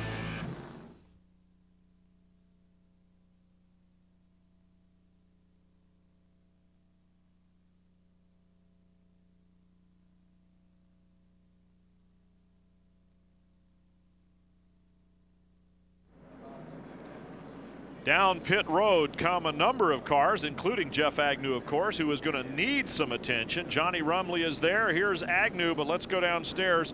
Stephen Cox with the pit road action of the 16 car. Now here's the stop I've been waiting on, Brian. You know, I expected him to come in about lap 175 to 190. He didn't do it. We're going to have a very good fuel window for Mario Gosselin. They're going to refill right now. They've only got 91 laps to go. They're working their way into the top 5, and they have fresh right side tires. So Mario Gosselin heads back out onto the racetrack. You know, I'm looking at Curtis Davis. This guy hasn't pitted since lap 140. I think he should be pitting right now. Well, he stayed out there, and Stephen Cox is with his crew chief. Maybe that's the question. Well, you guys have been waiting a long time for this run. What's Curtis saying to you? He likes the car right now. It's pretty good if he hits his line. I don't know if it's from the rain or whatever, but he's doing real good with it. We'll just keep running and hope we make the right guesses as we go along here. Now, what are you guessing on pit strategy for the rest of the night? I'm not really sure yet. We're kind of winging it right now. We'll just see what happens, and with all these yellows, we might do something silly, you know? You know what I think he's thinking? Yeah. He's thinking he ain't going to pit anymore. He's going to need a few. I think he's going to need about 20 more laps of yellow, or else he's going to have a problem. Well, they have had a lot of caution laps, but conventional wisdom would say that 160 laps is that's a long stretch, yeah. and that's how many laps Curtis Davis will have to travel around USA International in order to get to the finish line here. But for now, he is leading for the first time in his Pro Cup career. Curtis Davis, whose dad helps him out part-time in the shop. Otherwise, it's pretty much Curtis by himself working on the race car. And he has told me that, you know, we know that we can run as good as any of these rookie drivers out here, and we just have not had the chance to do it. We're always starting in the back. We're always having some kind of a problem. We're kind of team no bucks and team low bucks, and some of these other fellas come out here with a lot better, you know, a lot more resources to throw at their race car, but we know we can run with those guys. Well, Curtis, you're making it happen. Okay, now I was just doing the math. We're talking 120 miles that he's going to try and run on a tank full of gas. It's 22 gallons. If you draw all 22 gallons, he's going to have to get over 5 miles to the gallon. That's going to be hard. I don't think he can do it. What are they, 4.5, 4.7? Something like that. Yeah, 4.7, 4.5. I think that's what they figure on the long side with cautions. Right, he's got to get a little over like 5.1 miles per gallon. And I think unless he gets yellows, he's going to need about 20 more laps of yellows, and he may make it. I don't even know. Then he's going to have to try to coast as much as he can to keep the fuel conservative. But you know, we're second guessing up here. I like the gamble. Yeah. I mean, the kid's leading his first race. He's running up front. Man, you just don't want to take that away from him. Even if he runs out of gas, the feeling and the confidence that he's getting right now as a driver, this is the right move, I think. And not only is he running up front, he's opening up a little bit of a lead, actually. Curtis Davis in the 00 car is who we're talking about. The twistercarts.com Chevrolet. We saw his dad, who works with him and works on the car here at the racetrack. Well, this 211 car, Derek Kelly, Discount Auto Parts Chevrolet. What a pretty car. That was one of those new 2000 Monte Carlos. It was the first one to come out in the series. And they did a beautiful job preparing this race car. Beautiful paint scheme. A new look on that 211 car. Started 31st. There's Curtis Davis, your leader. And as we mentioned, there's 3 or 4 car lengths between him and the second place car right now. And we watch Derek Kelly with Sean Studer, one of the tighter battles on the racetrack, out of the top 10. There's the damaged car of Jeff Agnew still circling, and we're on board with Mark Nesbitt in 17th place, up from 21st. A good run for him. Biden this time for the closing laps. Well, you know, just looking at Jeff Agnew's car, that's the second car that's got rear end damage from backing into the wall that's still running. You got to remember that when you back a car into the wall, that rear clip, all it really does is hold the fuel cell.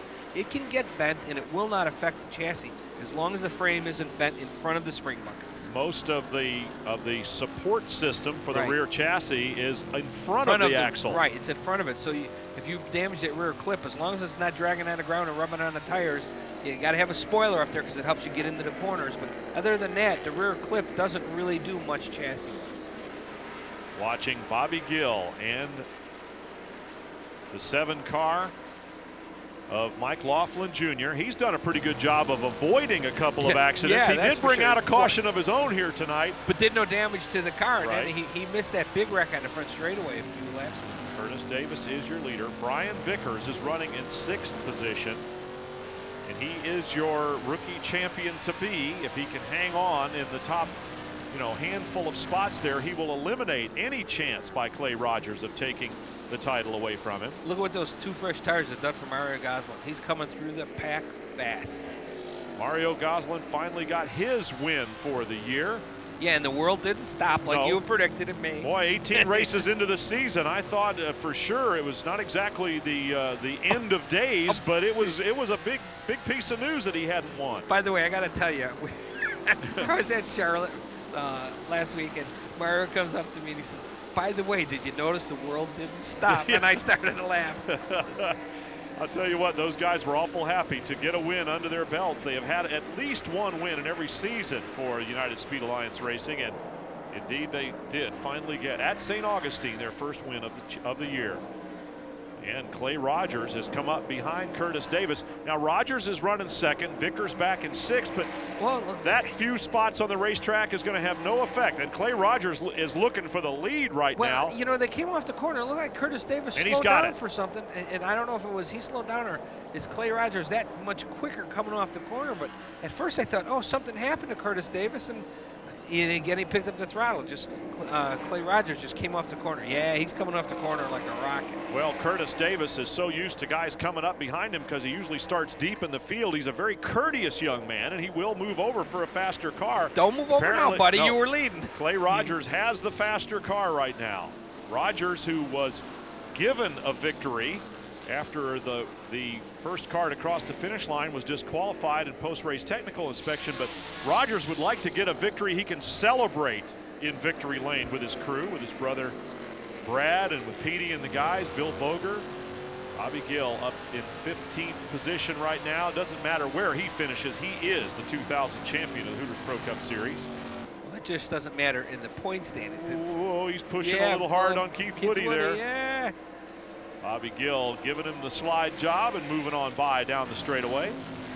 Mike Laughlin Jr. is now going to get stuck behind Keith Woody. Couldn't follow Gill through the hole. And look who's right on Mike Laughlin Jr.'s bumper, Mario Gosselin. With the 2 fresh tires, is definitely showing that it'll work for probably, I say, maybe about 10 or 15 more laps where he's going to be substantially faster than the rest of the field. But then the tires are going to go away and he's going to be back. I'm not going to say he's going to be slow because he's never slow, but he won't have the big tire advantage that he has right now. Mario Gosselin took over the points lead early in the season, 2nd race of the year, in fact, and held on to it until about halfway, at which point Bobby Gill took it and has never looked back. Gosselin has slid back to 5th in points, but he'd like to go out with 2 consecutive wins for the 2000 season. He's definitely heading for the front. You wouldn't believe what this last race of the season means to a team. It means to the driver. If you can finish the last race of the season on a high note, it carries you through that winter rebuilding season, getting ready for next year. You have a bad race at the last race of the year, that taste stays in your mouth all the way till, what is it, March, when you start racing again? February 24th in 2001. It makes for not a great Christmas, because you're thinking, I just didn't finish the year out right, where on the other hand, you finish it with a strong finish, good car. You're so upbeat, it just carries you right through the winter. John Kinder in the 08 car. It's been white for 19 races, and now it's black. It's hard for you. These guys are killing us here, or at least me, changing the cars and the colors, and they're not changing. Well, yeah, Jay Jones has changed numbers. He was in a 52 car tonight. Yep, not his 09 Jackaroo Sauce's car, but he bought the ride in the 52 guys. of Bowser. Side by side, and there is just about enough racetrack to go side by side now. I don't think they were side by side. I think they were just stuck. Yeah, Jeff Agnew trying to get around both of them. He's got around Tissot, who is driving his backup car. And some of those Goodyear Eagles are standing by, but we've had a lot of green flag laps here lately. And for guys like Curtis Davis, it's getting to be a little touchy.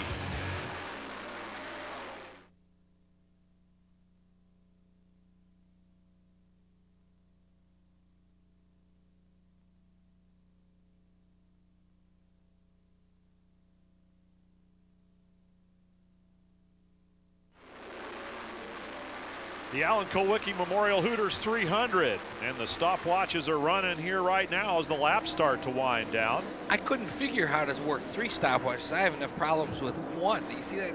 3 stopwatches on 1 clipboard? Our Discount Auto Parts field summary: Clay Rogers running in the top 5, Brian Vickers in 6th, and you can see all the rookies in the top 10. That has been a story all season long. Curtis Davis, who is in 2nd spot behind Clay Rogers right now, is probably soft pedaling as much as he can, trying. Boy, there have been a lot of green flag in fact, over 100 laps since Curtis Davis pitted already have gone down. Clay Rogers and Brian Vickers, it looks like it's Vickers' rookie title if things stay as they are right now. Curtis Davis really wants to see about 20 yellow flag laps right now. And then I think he's got enough to go. Just a caution. Yeah. All he wants to see is a caution come out right now. And he'd be heading down pit road. You know that Ben Barnes and the crew on that twistercarts.com Chevy are chewing off their fingernails. Our full field, Sunoco Race Fuel's full field rundown. You saw the top 10 there a moment ago. It hasn't changed since about 3 laps back. But here you're going to see the rest of the names. Derek Kelly running in 11th spot. Mario Gosselin 13. Bobby Gill 14. So Gill and Gosselin, the eye of the hurricane, running together right now. The top 20 includes Jeff Agnew, John Wood, who started at the back of the field, Johnny Rumley with a quiet run here tonight.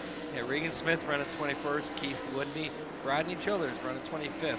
Andy Thurman in that black car, he confusing me all night long, and Dale DeLozier running 26th. Showing you where these guys started as well, and the attrition that has more than taken its toll on better than a dozen cars tonight.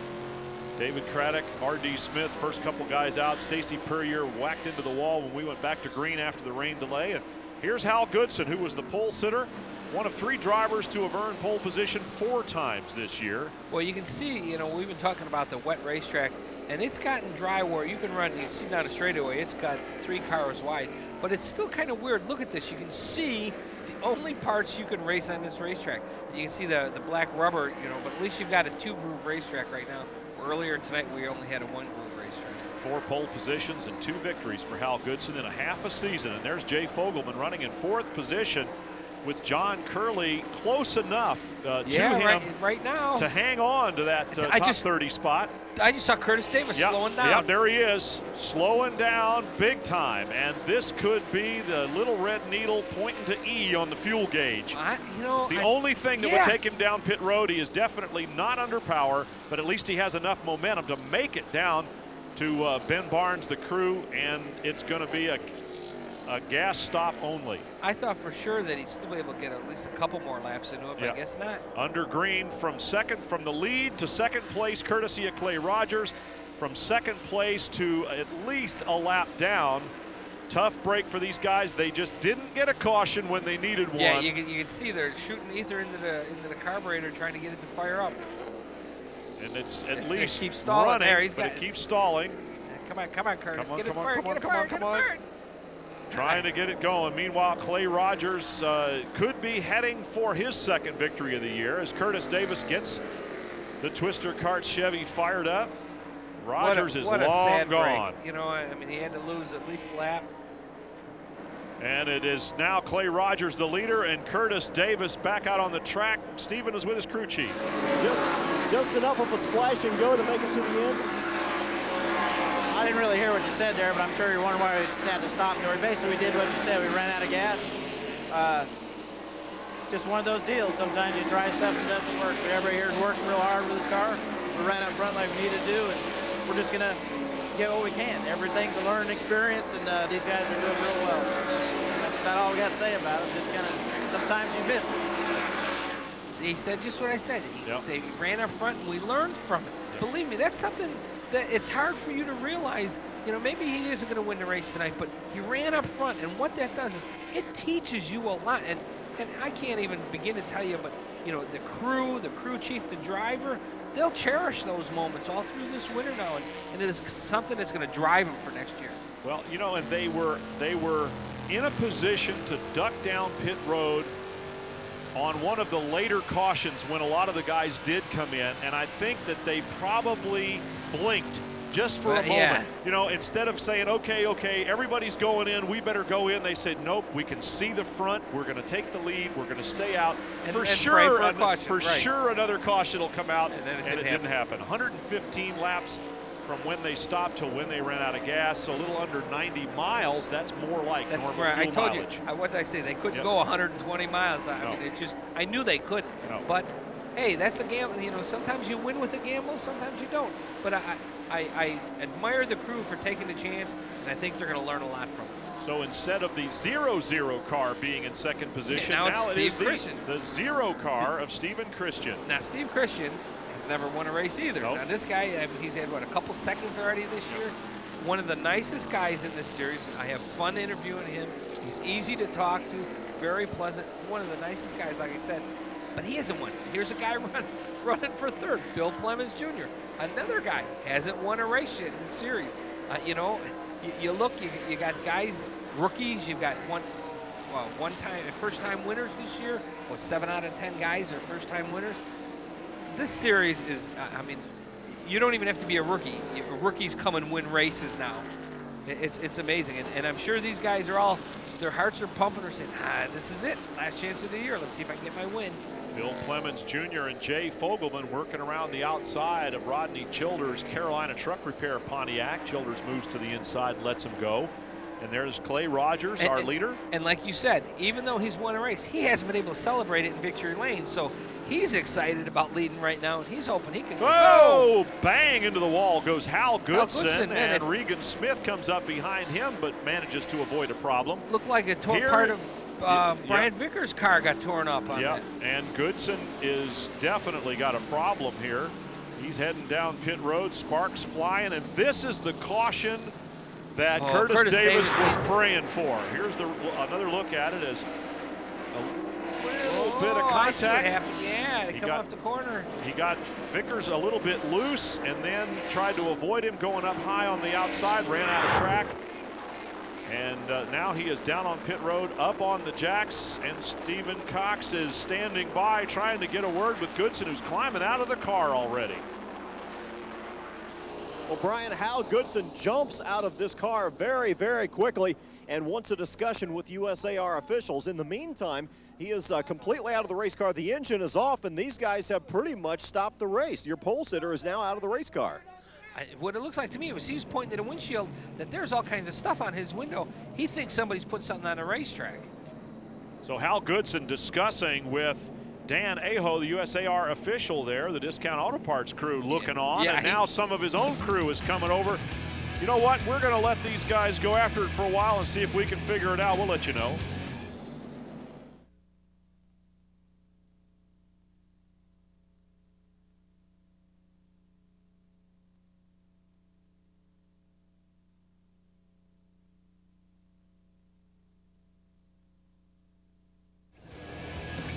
The USAR Hooters Pro Cup Series winding down to its conclusion here tonight with the Alan Kulwicki Memorial Hooters 300, and laps are winding down.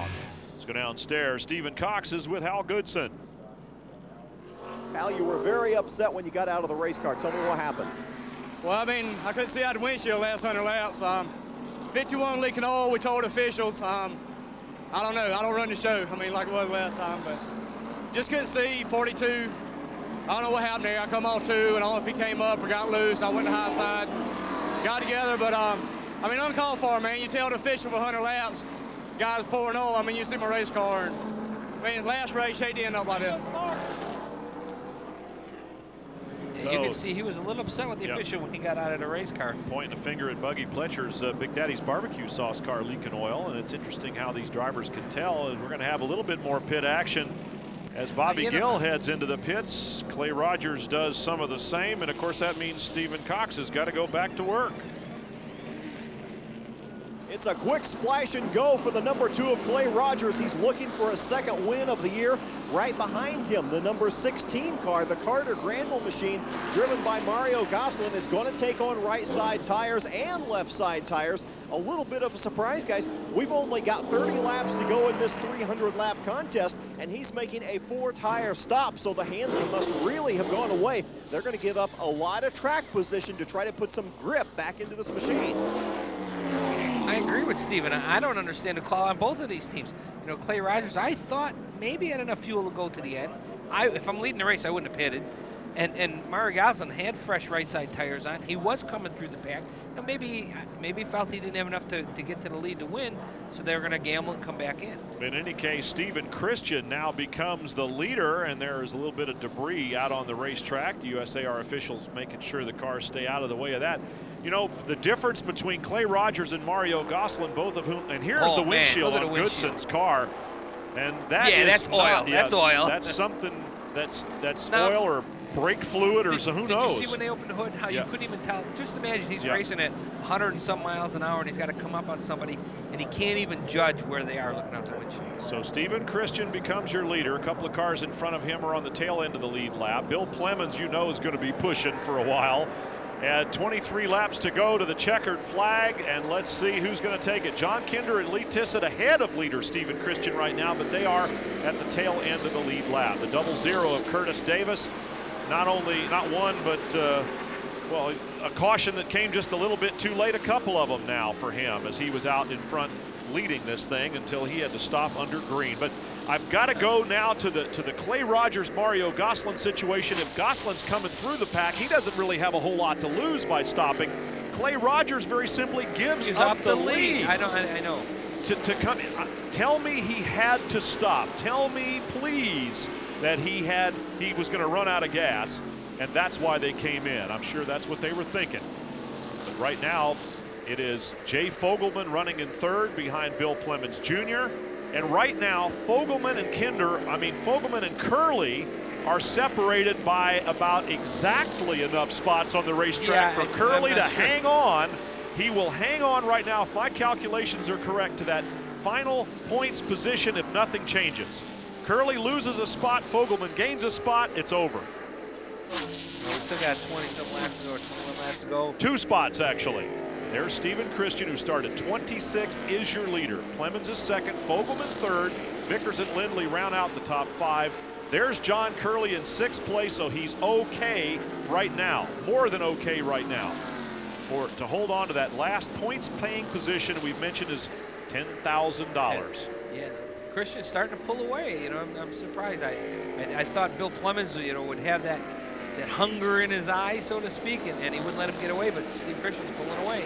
Steven Christian out in front right now. He's trying to hang on to second in points. Big money at stake.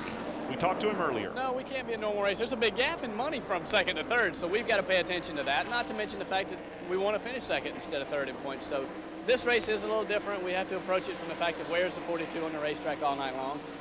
If the situation works out to where we can really get after it later, we're prepared to do that. I mean, we've worked on the car just like we came to win a race, and that's what we really want to do. Hopefully we can get that opportunity late in the show.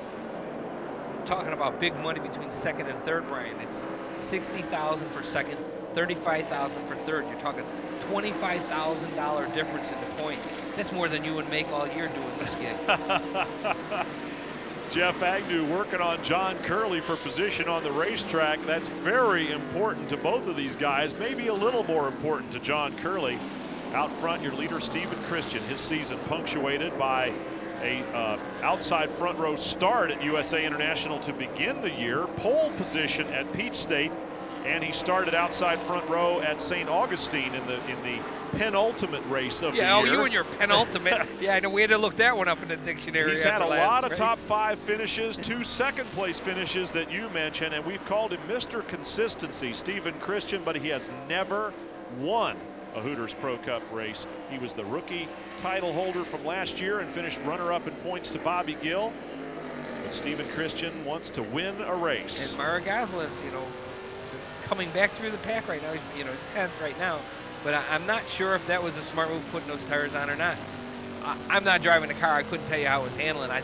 I think I probably would have stayed out there. 1 spot ahead of Bobby Gill is Clay Rogers. The former leader is now back in 8th position, and he is not really gaining a whole lot of ground because he just got gas. Okay, as you're talking, Jeff Agnew slid underneath John Curley, so Curley's now lost 1 spot. Lost 1 spot. He's got to lose a few more. I think 1 more or something. We're doing the calculations here, and it all depends on where Jay Fogelman is, because as we mentioned, the top 10 positions are separated from first to second is 15 points, but then it's 5 points per position from there on down. But once you get out of the top 10, it's 4 points and so on, but it's changing all the time. But Curly's not giving it up. I gotta give him, he says, I can't give up this spot. I can't give it up. And remember what the tail end of that Team Concept 2000 car looked like after they backed it into the wall? It was, look at this, they've done a good job. Those Catawba Valley Community College kids have done a great job making it look almost new. Man, they got 7 rolls of purple tape on back there. They're carrying the colors, as we said here tonight, of in that 44 car of Ruffy's Pro Trash Bags, Metalcraft Tools Ford Taurus race car. Ah! Oh, a little bit of incidental contact with the wall that was, by John Curley. Yeah, no, that was Clay Rogers. Yeah, that was Clay Rogers coming off the corner. Curley down on the inside was right there in the neighborhood. Agnew has slid by him now. Yeah, now it looks like Clay Rogers is going to take away the position. Yep, Clay Rogers is going to have to try to follow John Kinder around on the outside. Kinder has been put a lap down now by the leader. He was in front of the leader on the restart. Oh, there's our Discount Auto Parts field summary. Clemens, Fogelman, Lindley, and Vickers. Look at this. Look at this. They're running 3 wide right now. And you can see that we've highlighted the numbers of the guys who are running up there among the championship contenders, and they are the 4 champions. And John Curley tried to save it, got into Derek Kelly, and there is even more damage now to John Curley's car, and we're under caution here with 9 laps to go to the finish. And that is a big wow for John Curley, because he was involved. And look, yeah, nice move by Tim Dobbs there to keep it. He backed across the line to keep from losing a lap. And then, and turned it around. Yeah, and then turned it around. So John Curley continues. Here's the contact. Looks like he got a little help from Derek Kelly right there. And, yep. Bobby Gill makes a move around the outside. That's a couple moves by Bobby Gill tonight that have just, look at McLaughlin. And John Wood takes it for a complete 360. Sean Studer, that's him up against the wall with the front end gone. And you can see John Wood gets hit by Mike Laughlin Jr. right there. Yep.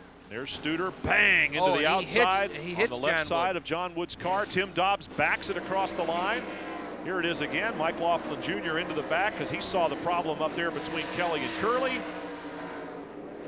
And that is a big development for John Curley and the Team Concept 2000 crew.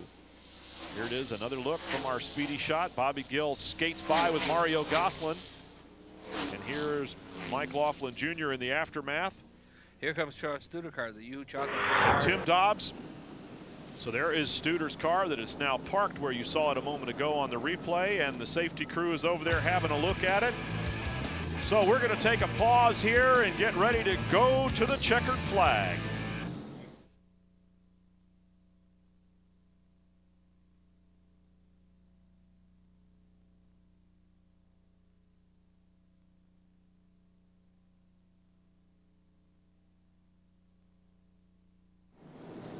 Well, this most recent incident has certainly not been to the favor of John Curley and the 44 crew. Let's go down to Stephen Cox as Eric tries to straighten the hood out. Well, it's the 3rd time John Curley has fought his way forward in this field. And remember, it's a $10,000 prize to the winner, he or the number 68 car of Jay Fogelman.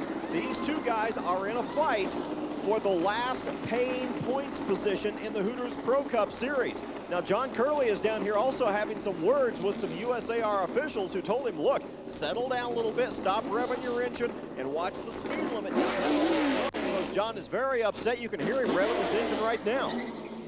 He's going to need a $10,000 just to fix the body, unless he buys that new kit car concept, which I like. Well, John Curley heads back out onto the racetrack, and we've been scratching our heads a little bit over the incentive risk management smart move of the race, and with honorable mention to Jeff Agnew for some pretty good moves early on.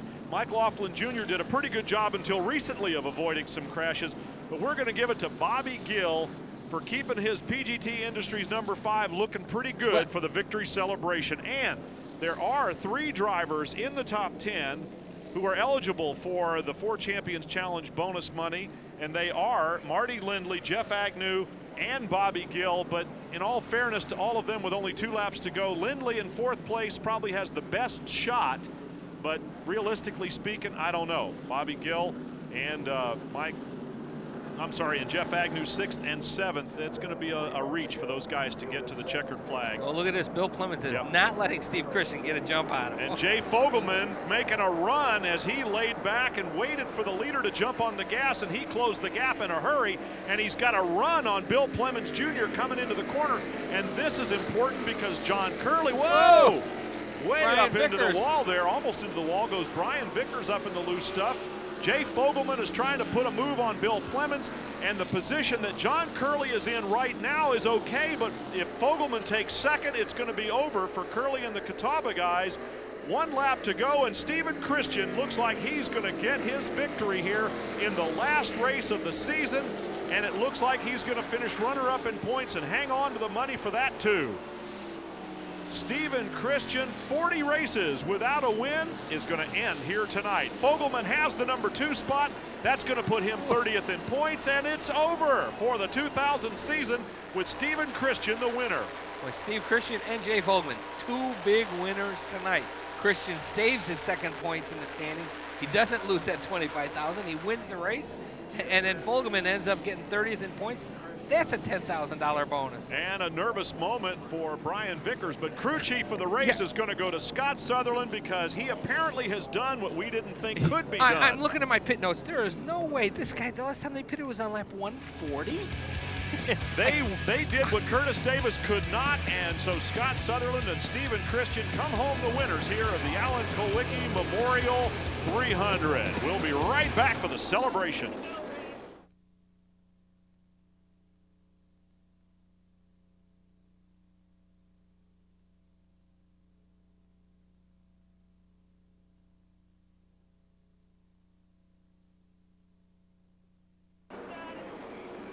Well, there he is, Stephen Christian, and you know he's going to be smiling coming out of the car. Even when he doesn't win, he breaks out into a grin. But this one is going to be special. And the Lucas Oil Products Chevrolet driver and his crew have come home the winners here tonight. What a great moment for these guys and a long time coming.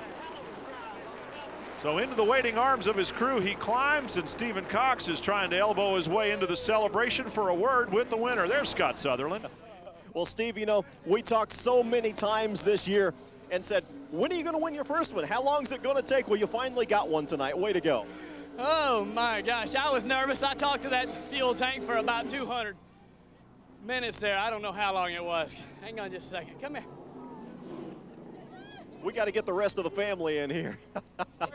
This one was really a long time coming, Stephen. It's got to be especially sweet for you because it was such a long time coming, and you won the Rookie of the Year last year, and you didn't get a win to go with it. I tell you what, you know, it wasn't a question whether we were capable. It's just a matter of when, and these guys never gave up all year long, and I want to thank the Lucas folks for sticking with us, and all this crew for staying with us. Clements Engines, they built us one heck of an engine. I tell you, they really worked on it all year long. Well, the car seemed to get better for you as the night went on. You know, it really did, and when we first started out, before the rain, I said, guys, we're in trouble. And then, the longer we ran, the better it got, the better it got. All I did at the end was just try to keep enough ahead of them to not waste any fuel and pull that thing out. Man. Congratulations, and the monkey's off your back. Thank you. Well, I got to say, Scott Sutherland is my hero for making that call. 160 laps without fuel. I mean, but you know what? He mentioned to somebody down there in the celebration that he had done it before. So the official race results. So yeah, indeed, Scott Sutherland knew something that everybody else didn't know. He could go all the way with his car 160 laps at this racetrack. Derek Kelly finishing in 11th spot, Regan Smith 16th, and Rodney Childers. Curtis Davis, you got to really shake your head for him and what might have been for that young man, finishing 25th after leading the race. His car didn't go to the finish, and they're both Chevrolets. The rest of the official results from the Alan Kulwicki Memorial Hooters 300 here at Lakeland USA International. So the crowd had certainly got their money's worth here tonight, and Stephen Christian, the honors keep piling up for him and his crew, as he will also get our State Fair brand Corn Dogs Hard Charger Award from 26th to 1st, and by our count, the 3rd winner this year to also get the Hard Charger Award. Bobby Gill, of course, is going to take home the lion's share. Let's go back to Stephen Cox. You know, I think you did it. I haven't done all the calculating yet, but I think you came away with 10 grand. Yeah, you know, I tell you, it's a good deal for all these guys on this team. We need to end on an up note. We're building some new cars to come back next year. Just really looking forward to getting going next year here. But you know, $10,000, it goes a long ways on buying stuff, and those kids need some new shoes. Talk about the battle with the 44 car, John Curley. You know, every time I thought he was out of it, he would come back at you again. Well, John and all of those guys, they work hard, you know, and they wanted it just as much as we did. It wasn't for the championship, but it's either 10,000 or nothing, and that's a pretty big difference. So, you know, we were just digging after it hard, just looking forward to get back going again, to end the year with Next View and all these people that just had a really, really good time, and just can't wait to run for a championship again next year. I bumbled around. It's been 12 years since I went a year and didn't win a race, and this is one of them. Well, the Hooters girls are filing in for the celebration, and congratulations to Jay Fogelman by 7 points. Yeah, boy, he can buy a lot of shoes for his kid with that $10,000 Yeah, that's bonus. his new twins that were born this year. Stephen Christian climbing up on the car. The celebration continues, and so will we. After a short break, we'll be right back.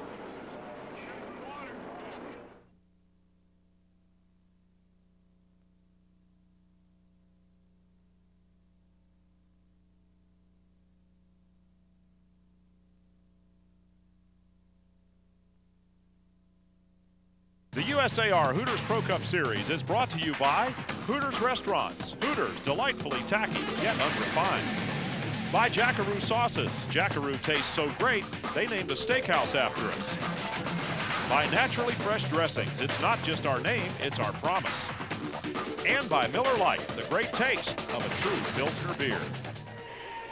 Stephen Christian with the winner's trophy here at the Alan Kulwicki Memorial. No bonus money paid out because we had 4 different winners in the 4 Champions Challenge races. But Stephen Christian gets his first win here tonight. Top 10 in points, and they are final. Gill comes out the champion, Stephen Christian the runner-up for the 2nd year in a row, and Brian Vickers the rookie champion. And you can see the rest of them. Jeff Agnew ahead of Mario Gosselin, the only position that changed. 3 points? Yeah, they were 2 points difference going in and 3 points difference coming out. Let's go downstairs and hear from the rookie champion. Well, Brian, congratulations. It's official now. You know, you've been this close all year long. You're Rookie of the Year. Yes, we are. I have to congratulate my mom and dad. They did a lot for me and the team. They worked hard all year long. We came out with 2 wins and a rookie championship. That was probably as much, if not more, than what we planned on doing, you know, hope to do in our goals. So I'm happy, I really am, yes.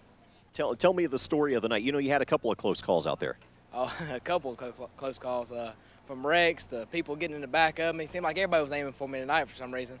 And that last lap just about spun out. Went in the corner a little too hard, had some help. So, you know, it was just a wild night. You know, luckily we finished it. We finished it where we needed to. As far as the rookie deal, hopefully, we was hoping to come out of here with a 2nd in points, but, you know, the rookie deal is good enough for now. Yeah, don't be greedy. Yeah, we're happy with that. Well, Vickers would have needed a much better finish here tonight in order to take over 2nd in points from Stephen Christian, and considering Christian won the race, you can't do any better than that. Miller Lite rookie of the race, however, was Clay Rogers. He might have had a win had he not pitted late in the race, and the question in my mind still is, did he have to? But Bobby Gill, of course, is the champion. He's with Stephen. Yeah, you know, somebody told me that that Bobby Gill won the championship. I don't think any of us believe him. Tell me what you got here. Looks like glitter or something. It's like a deadly weapon in your hand, sir. Yeah, it is. Yeah, everybody needs to come with us. We're going to Disney World now. You're going to have to wipe some of that glitter off your face first. Man, you had a fantastic year. I mean, how do you top 2 in a row? I guess come back and do it 3 in a row. Is that the plan? Yeah, I mean, we ain't got nowhere else to go, and we got to come back and get the rest of our money for next year, so it'll probably be tougher next year. I think it will be a little bit tougher. What's the plan for you? Are you North Series, South Series? You just doing the whole thing? Well, if I go to the North Series, I can collect my money faster. But nah, we'll probably run the South and a couple Norths. Just it's kind of too far to go north for us. Okay, well, that's awful serious talk for a night where you won the championship. I'm going to leave you to your glitter, okay? All right, man. Thank you. A man of many words, huh? And Bobby Gill, who we mentioned about halfway through the season, did all the other drivers in the Hooters Pro Cup Series a favor by showing them just how good they have to be to win a championship. Well, folks, he's done that for 2 seasons in a row and says he's coming back for another one. So the standard has been set for 2001 for the rookies and for the champion, Bobby Gill. Our thanks to Speed Vision, of course, for putting on all the races this year, to Racing Electronics for all their help with the radio, to Mark McGinn and onboard images for the great in-car camera looks. This has been a presentation, of course, of Hallbrook Productions, our producer Sean Jackson and all his hard-working crew, and the United Speed Alliance Racing Organization. My special thanks to Stephen Cox, to Bill Venturini. I'm Brian Drebber. So long.